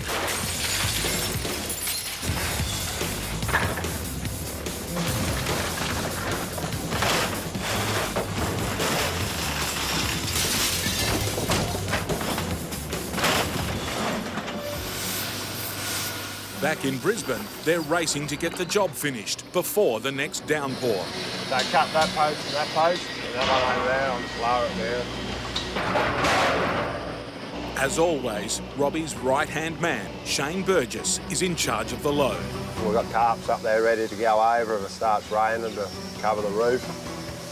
And the mud, we'll just play in it like normal. Yeah, put some mats down. It's got to go tomorrow night. Like all the permits are in, it's all ready to go. There's a few of us here today, so there's no reason why we can't be on schedule. Well, there'll be some yelling at. Getting the trailers under the house is going to be the biggest challenge. It's a bit of a difficult site, obviously tight access, but there's also a retaining wall that, like 2 metres underneath the house, it drops 2 metres. Robbie's trailers are high-tech. They're hydraulic trailers, so basically all independent axles. They can be manoeuvred into impossible places. We'll suck an axle up and we'll drive back and then put that axle down and then suck the next one up and drive back further and put the next one down. But with a 20-ton house above and nothing below, there's plenty that can go wrong.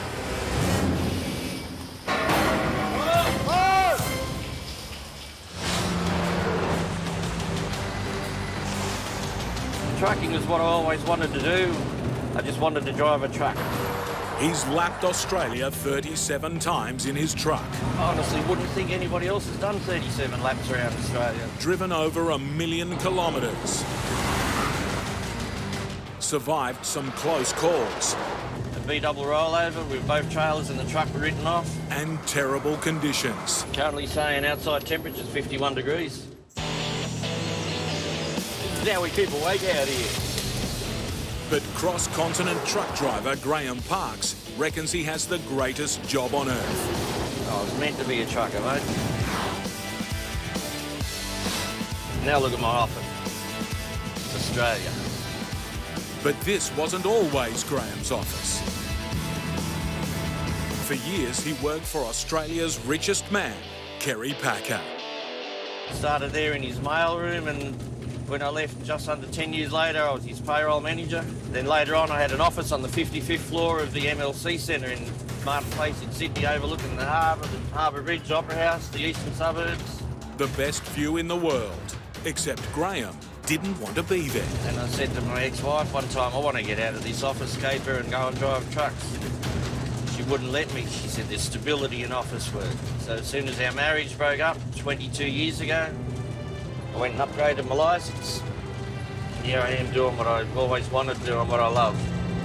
No regrets. Never look back except in the mirrors. Swapping his suit pants for shorts, today Graham's ready to set out on one of his most important and demanding runs. Checking the chains are tight and the load settles a little bit. Just usually take 1 or 2 notches.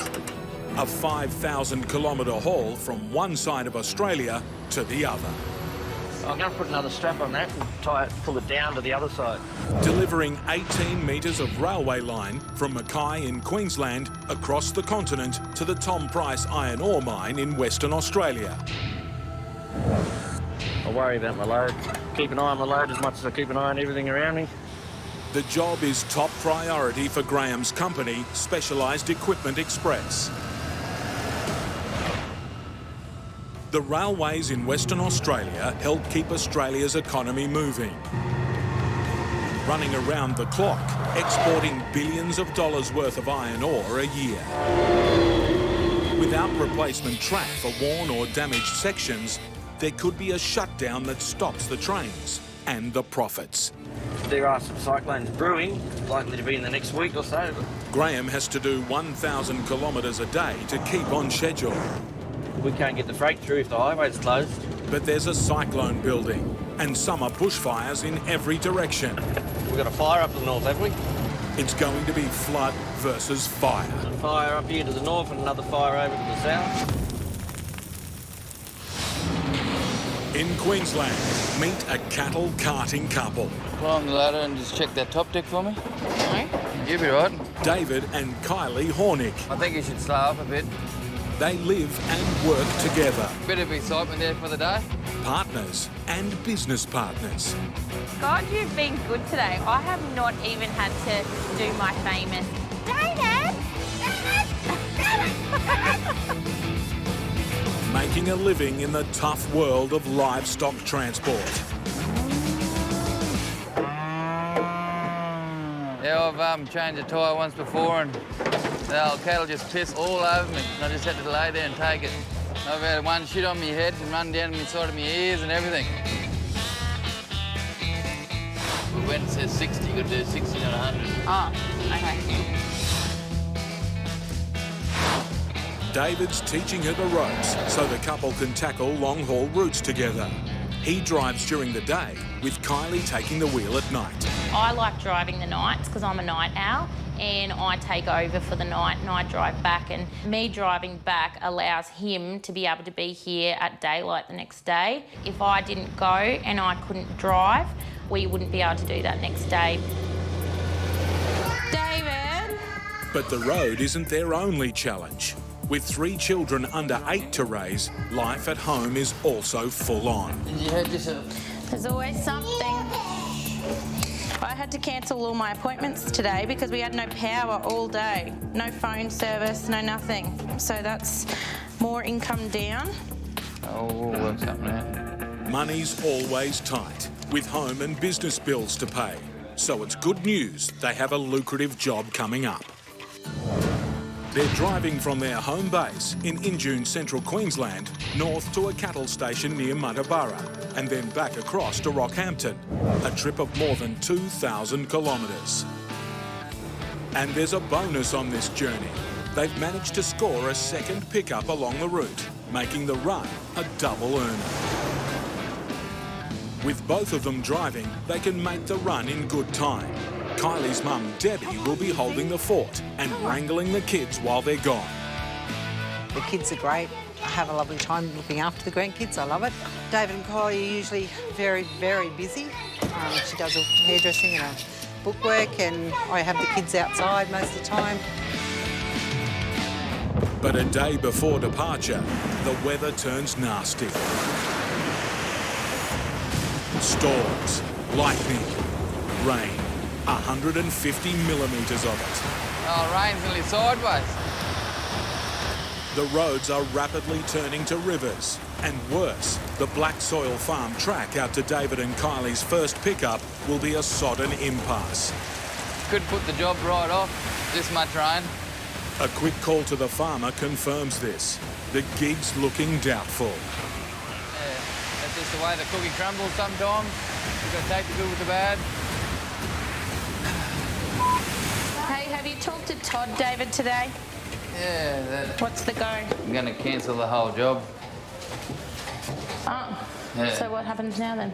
We'll just leave in the morning to go up to Bangor now.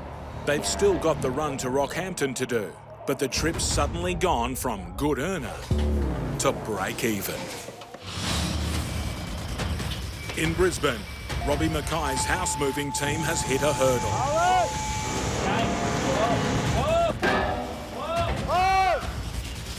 Their 30-metre trailer is stuck. Can you get around that or not? With the house on top and a 1.5-metre drop below. Yeah, lock the back one. Foreman Shane's got double trouble. Lock those front 2 tacks. The stranded trailer and above, more driving rain.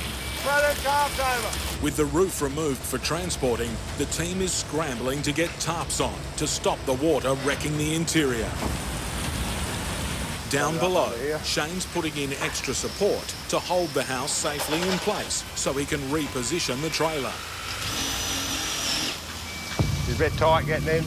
As you can see from out the front, it's not that we can back straight in. We're on a big angle. With wheels on solid ground, they can start inching the trailer through the numerous obstacles. There's little room to manoeuvre. Every angle is tight. They don't get him going forward a bit. Right hand down. Every move. Chase it. Lifting, tilting, At that. and turning the 15-ton trailer without dislodging a load-bearing support. It has to be positioned just right. Ready to bear the weight of 20 tons of house. We've got the trailer under. Now we've got to pack it up on the trailer, like under all your bearers and joists. And then we'll lift the trailer up under the house to pin it.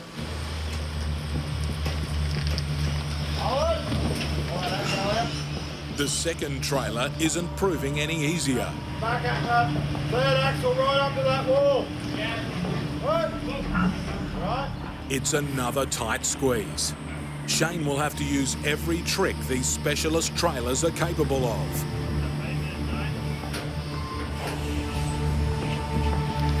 Adding to the danger, Shane and his crew have discovered they're moving 2 homes, and the residents of this one are getting angry.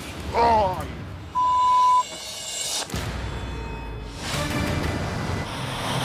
5,000 kilometres in 5 days. That's the gruelling schedule for office worker turned trucker Grahame Parks. That's it, exactly. Crossing Australia to deliver rail line to a mine on time. Always aware of the wet season and delays, etc. Always got plenty of food and water on board in case you're stuck for a few days. A hardcore long-distance truckie, he hasn't been home for 7 weeks. I've got grandchildren that I FaceTime call to get to see their crazy pop. I show the phone around so they can see where I am, and I miss them little buggers every day while I'm away. Getting teary now thinking about it.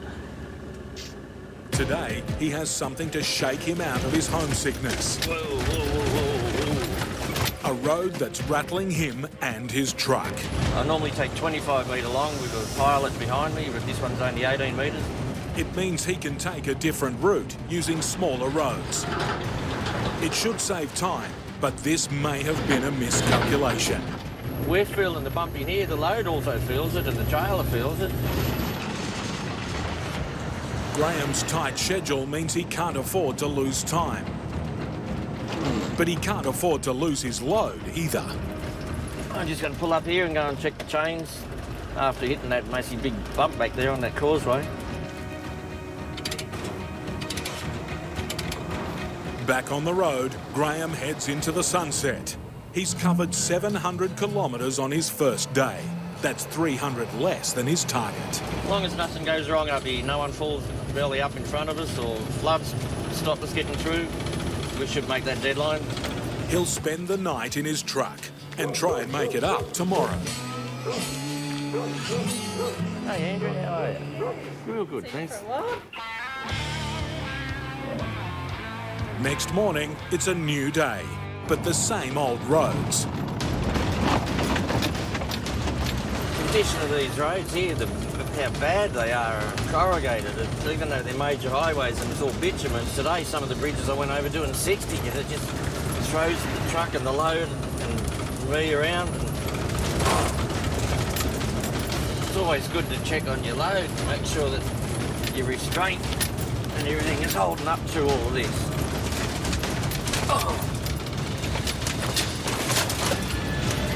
Where's the chiropractor? Grahame and the truck are taking a battering. Here's the last of the bumps.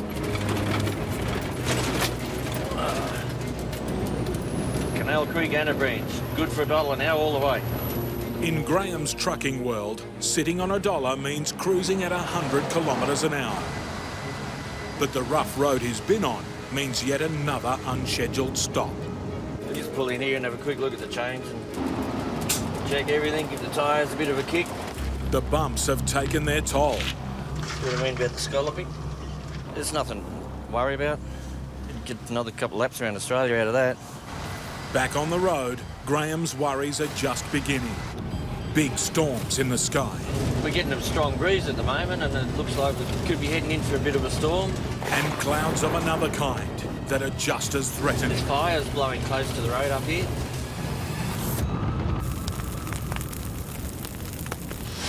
We're going to cancel the whole job. So what happens now then?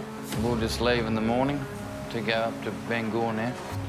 Torrential rain has cost David and Kylie one of the livestock pickups they were relying on to make their next trip profitable. It's a financial blow, but the show has to go on. Yeah, it's been raining all night, quite heavy. I woke at 2 o'clock just wondering what was going on outside, and we had a look at the radar. There's more to come, so we're going to quickly make a coffee and hit the road. There'll be some good puddles to jump in tomorrow.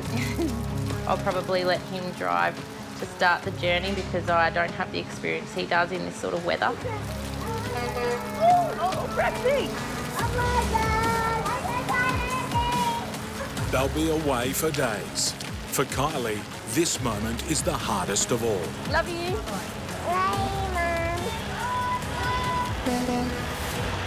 We've got to click out of the mother mode now into the trucky mode. And they're in good hands. Not far out of town, and the countryside is drenched. Holy bloody hell. I've never seen that, I don't think. Jesus. Might go on the wrong side of the road here. It's a bit shallower over here. Wow, that's amazing. 130 mil. Holy moly. pretty damn dangerous, especially when it's raining like this. If you get off, I don't think there's any coming back. Look at the water running down the hill there. It's just fairly flowing too.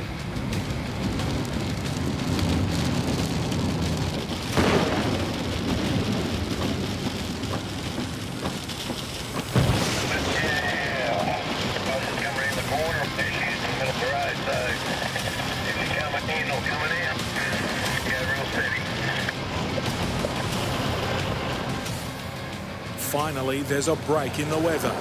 A good opportunity for Kylie to practice her skills. We're gonna swap out the driver, get the old two-up driver in here, Kylie, give her a lap. That's a beautiful gear change. Got the exhaust brake on Turbulent below.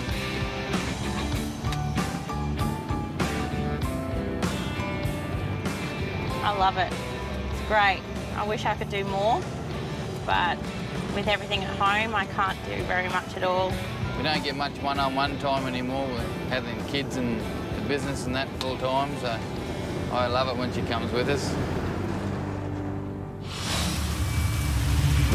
In Brisbane, Mackay and Son's house move has been a tough slog through torrential rain. Yep. Hold it. So I'm watching that acro on the other side. Put that board back there. The two trailers are finally in place, but Shane's copped a nasty encounter with one of the house's other occupants. Oh, you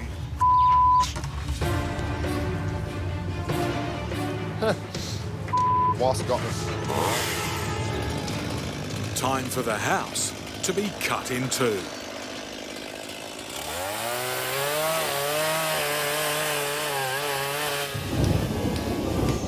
Rain's still hanging around, so hopefully it'll stay away, but yeah, we've just got tarps on there at the moment, so we'll just pull the tarps back, take that part of the roof down, cover it up, yeah, and then start cutting it in half, like get it separated.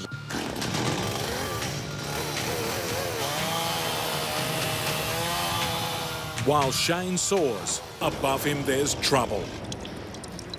Tarp it up before it gets too wet. As you can see, it's getting wet really quick. Grab that one there, unroll the rest of the way, we'll all unfold it. The storm's got the jump on them, and the result's not pretty.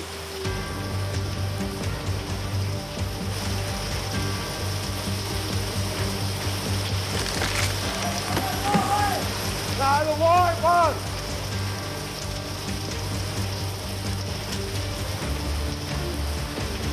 Don't worry about here too much, anyway.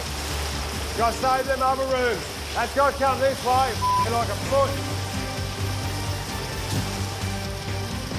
It's a nightmare, from one room to the next. See that fire that we've been warned about?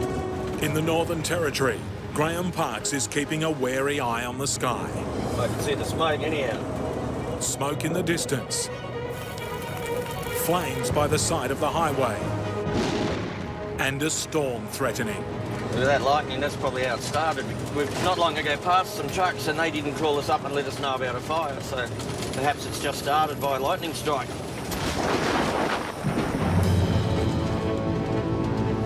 can see a massive fire to our left.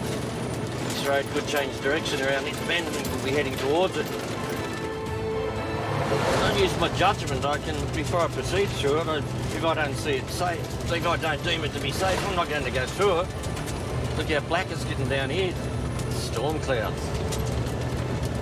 It's the worst storm clouds we've seen all day. Have a look.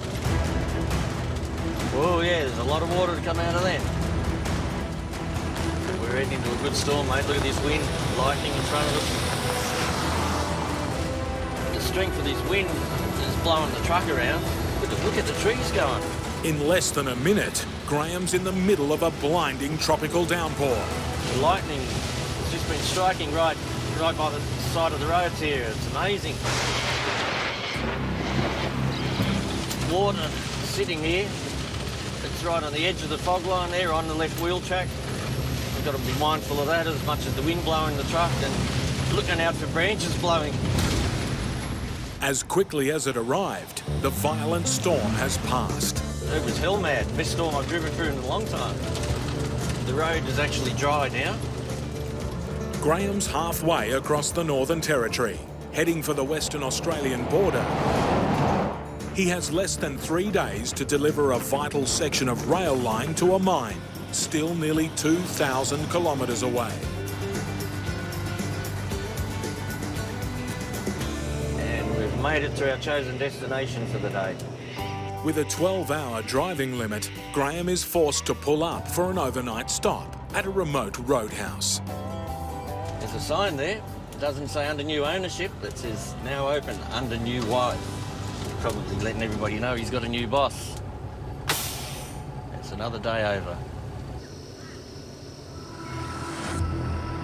But back on the road the next morning, it doesn't take long for Grahame to run into more trouble. My orange check engine light just came on. If it goes to red, it means we've got a major issue. Might as well pull up and check. It only takes 5 minutes. But this unscheduled stop looks like it's going to cost more than 5 minutes. Graham's worried about his coolant level.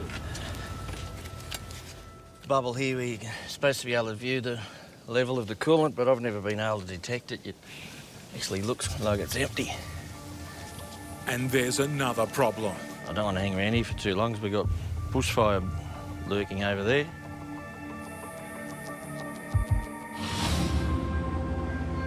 Kylie Hornick is learning to be a trucker under the watchful eye of husband David. Good driving, love. The best way is to figure it out yourself and probably work under pressure. It's a lot of responsibility and there's a lot of money on board, and I find it very stressful because there's always in the back of my mind, if something goes wrong, you try your best to keep safe. Her stress levels are about to rise. Oh, a few head of cattle up here that want to stand right in the middle of the road. Free roaming cattle have almost no road sense. Oh, watch out. Oh, nearly got him. Jeez. And that's not the only close call the road has in store for Kylie. There's a few narrow little bridges up here. You know, you just fit the truck through, so... Oh my God, why would you make me drive on this bit? Oh, you gotta learn somehow. It's a bumpy one. Ooh. Did I get through? Yeah, I closed my eyes. Did you close your eyes? Right. One coming up here now. I'm just gonna line her up and I'm gonna close my eyes. Oh, that's a bit dangerous. I might close mine too. I made it. Just had to suck my belly in there. Bit of excitement there for the day. With 2 drivers, the couple can push on well into the night, arriving at Bengal Cattle Station in darkness. Yeah, we're finally at Bengal. We've reached our destination. Our load's in the yards, ready to go. It also means they can start their load at dawn. Got a few cows to go down to Rocky. I'll set all my doors up and we'll start loading.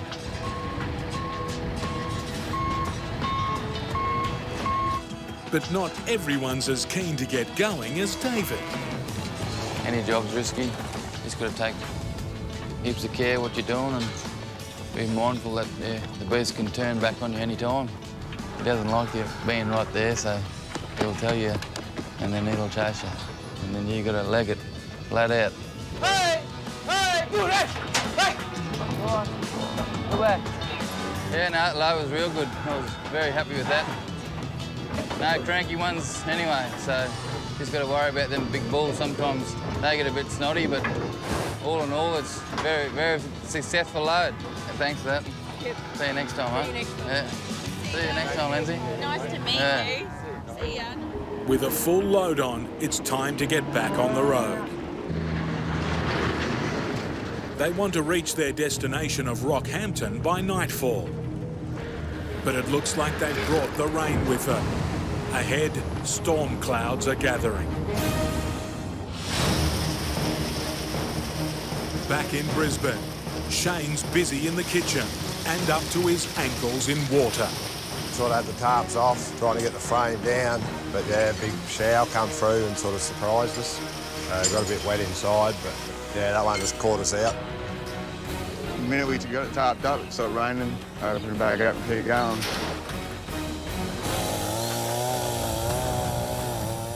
The break in the weather means the team can get on with separating the house.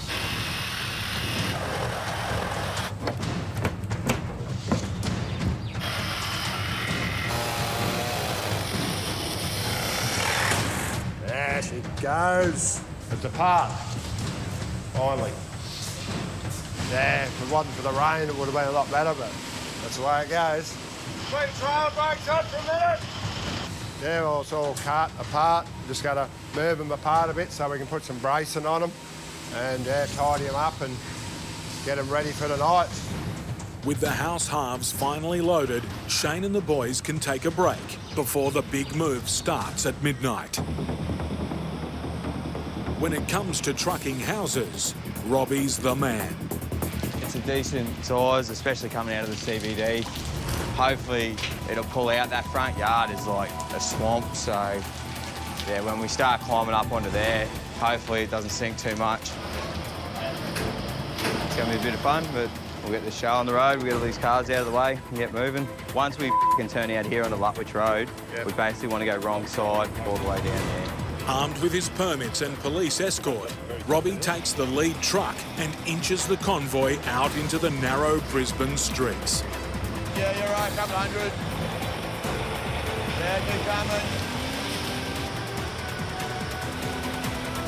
All right, mate? Yeah, you're right. All good.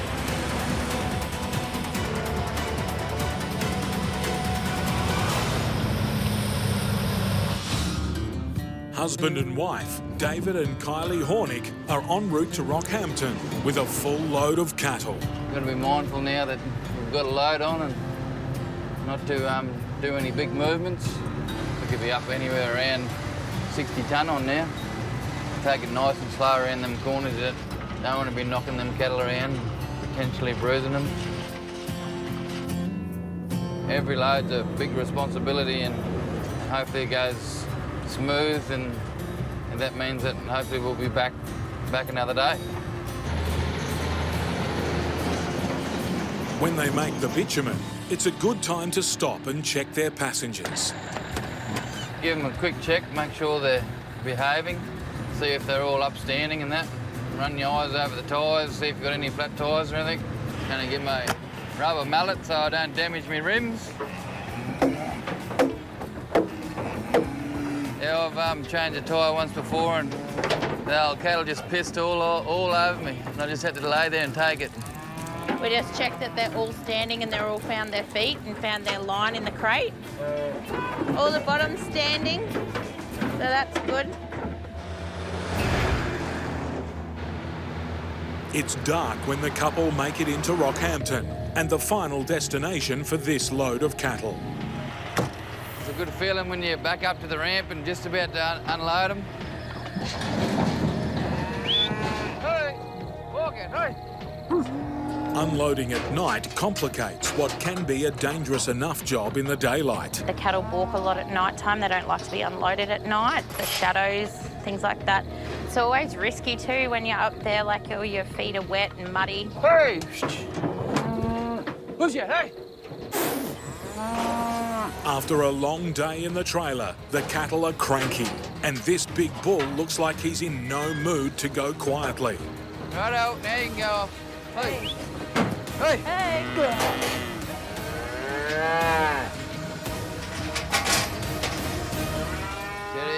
Steady. In tar-melting 50-degree heat, Graham Parks is trying to work out why an engine warning light has come on. We're not low on coolant. Bloody hot, though. It's not just lost time he's worrying about. There's a bushfire in the distance, one that could be coming his way.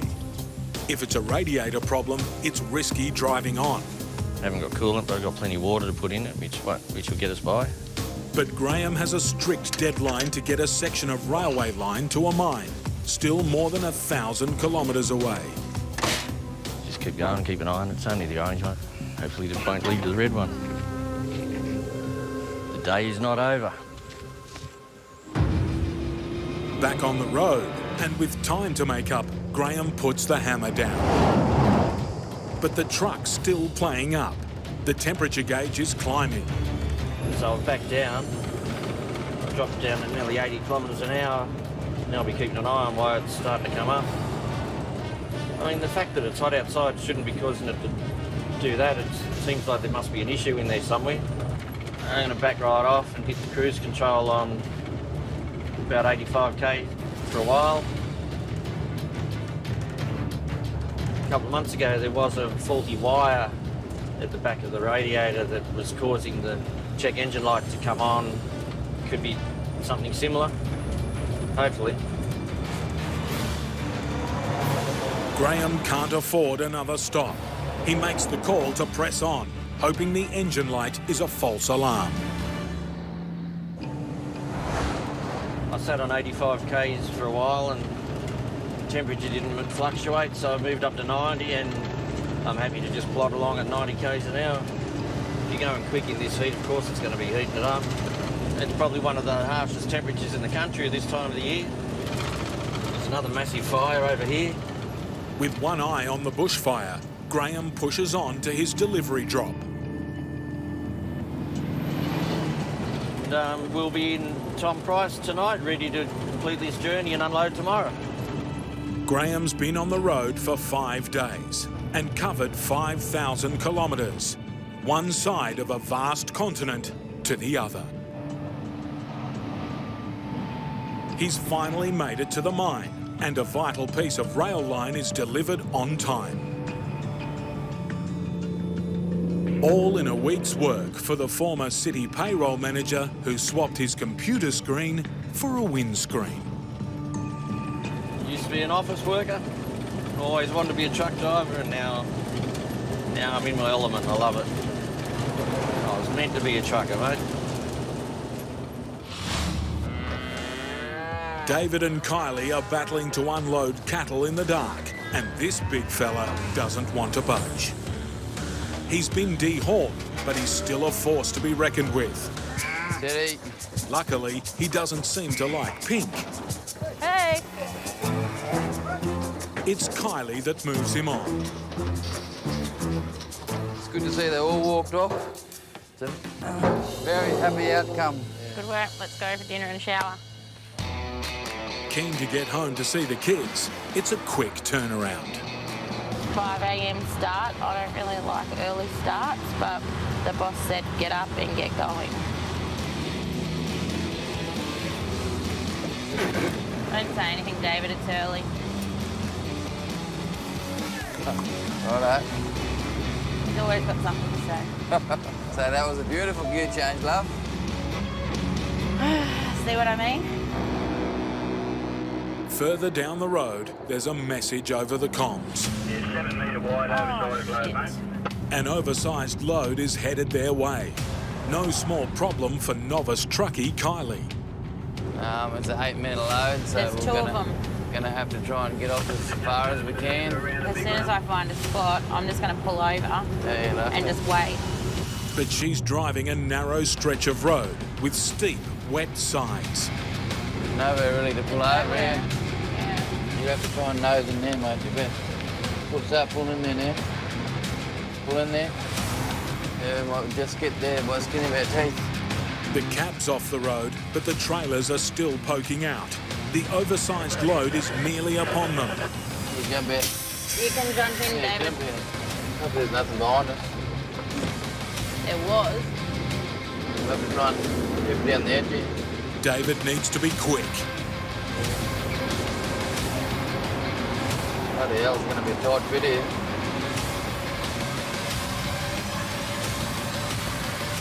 Whew, Jesus. Finally, the couple are on the home stretch.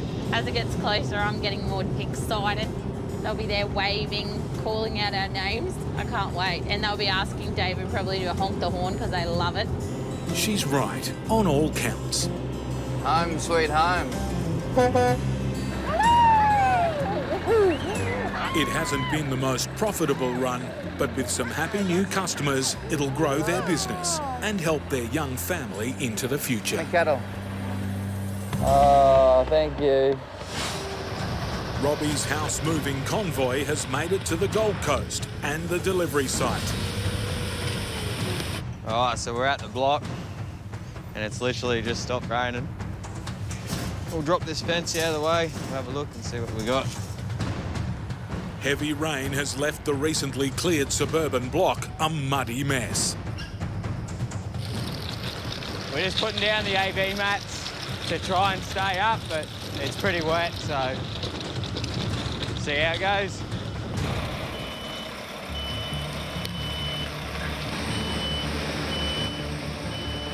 There you are, mate. Got extra room, you're on the mats. It's dirty work. You're off the mats. Without the mats, the wheels quickly sink up to the axles.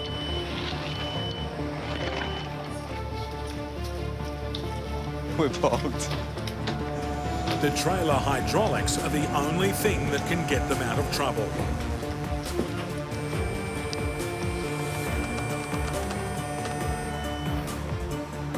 There are a lot of wheels on these trailers.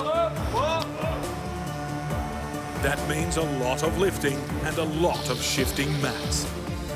Walked in here and I was sinking in boots into the mud, but surprisingly it's holding up.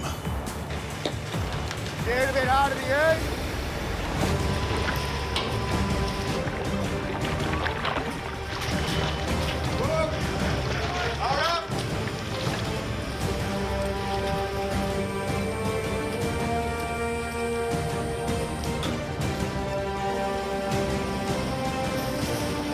It's been a long night, but the house halves are finally in place. Tomorrow we'll lift them up, it's going high set, so we'll lift them up, join them together, dig all the stump holes, put that roof on, and stump it, roof it, finish her off. There's still a lot left to do, but the new owners couldn't be happier.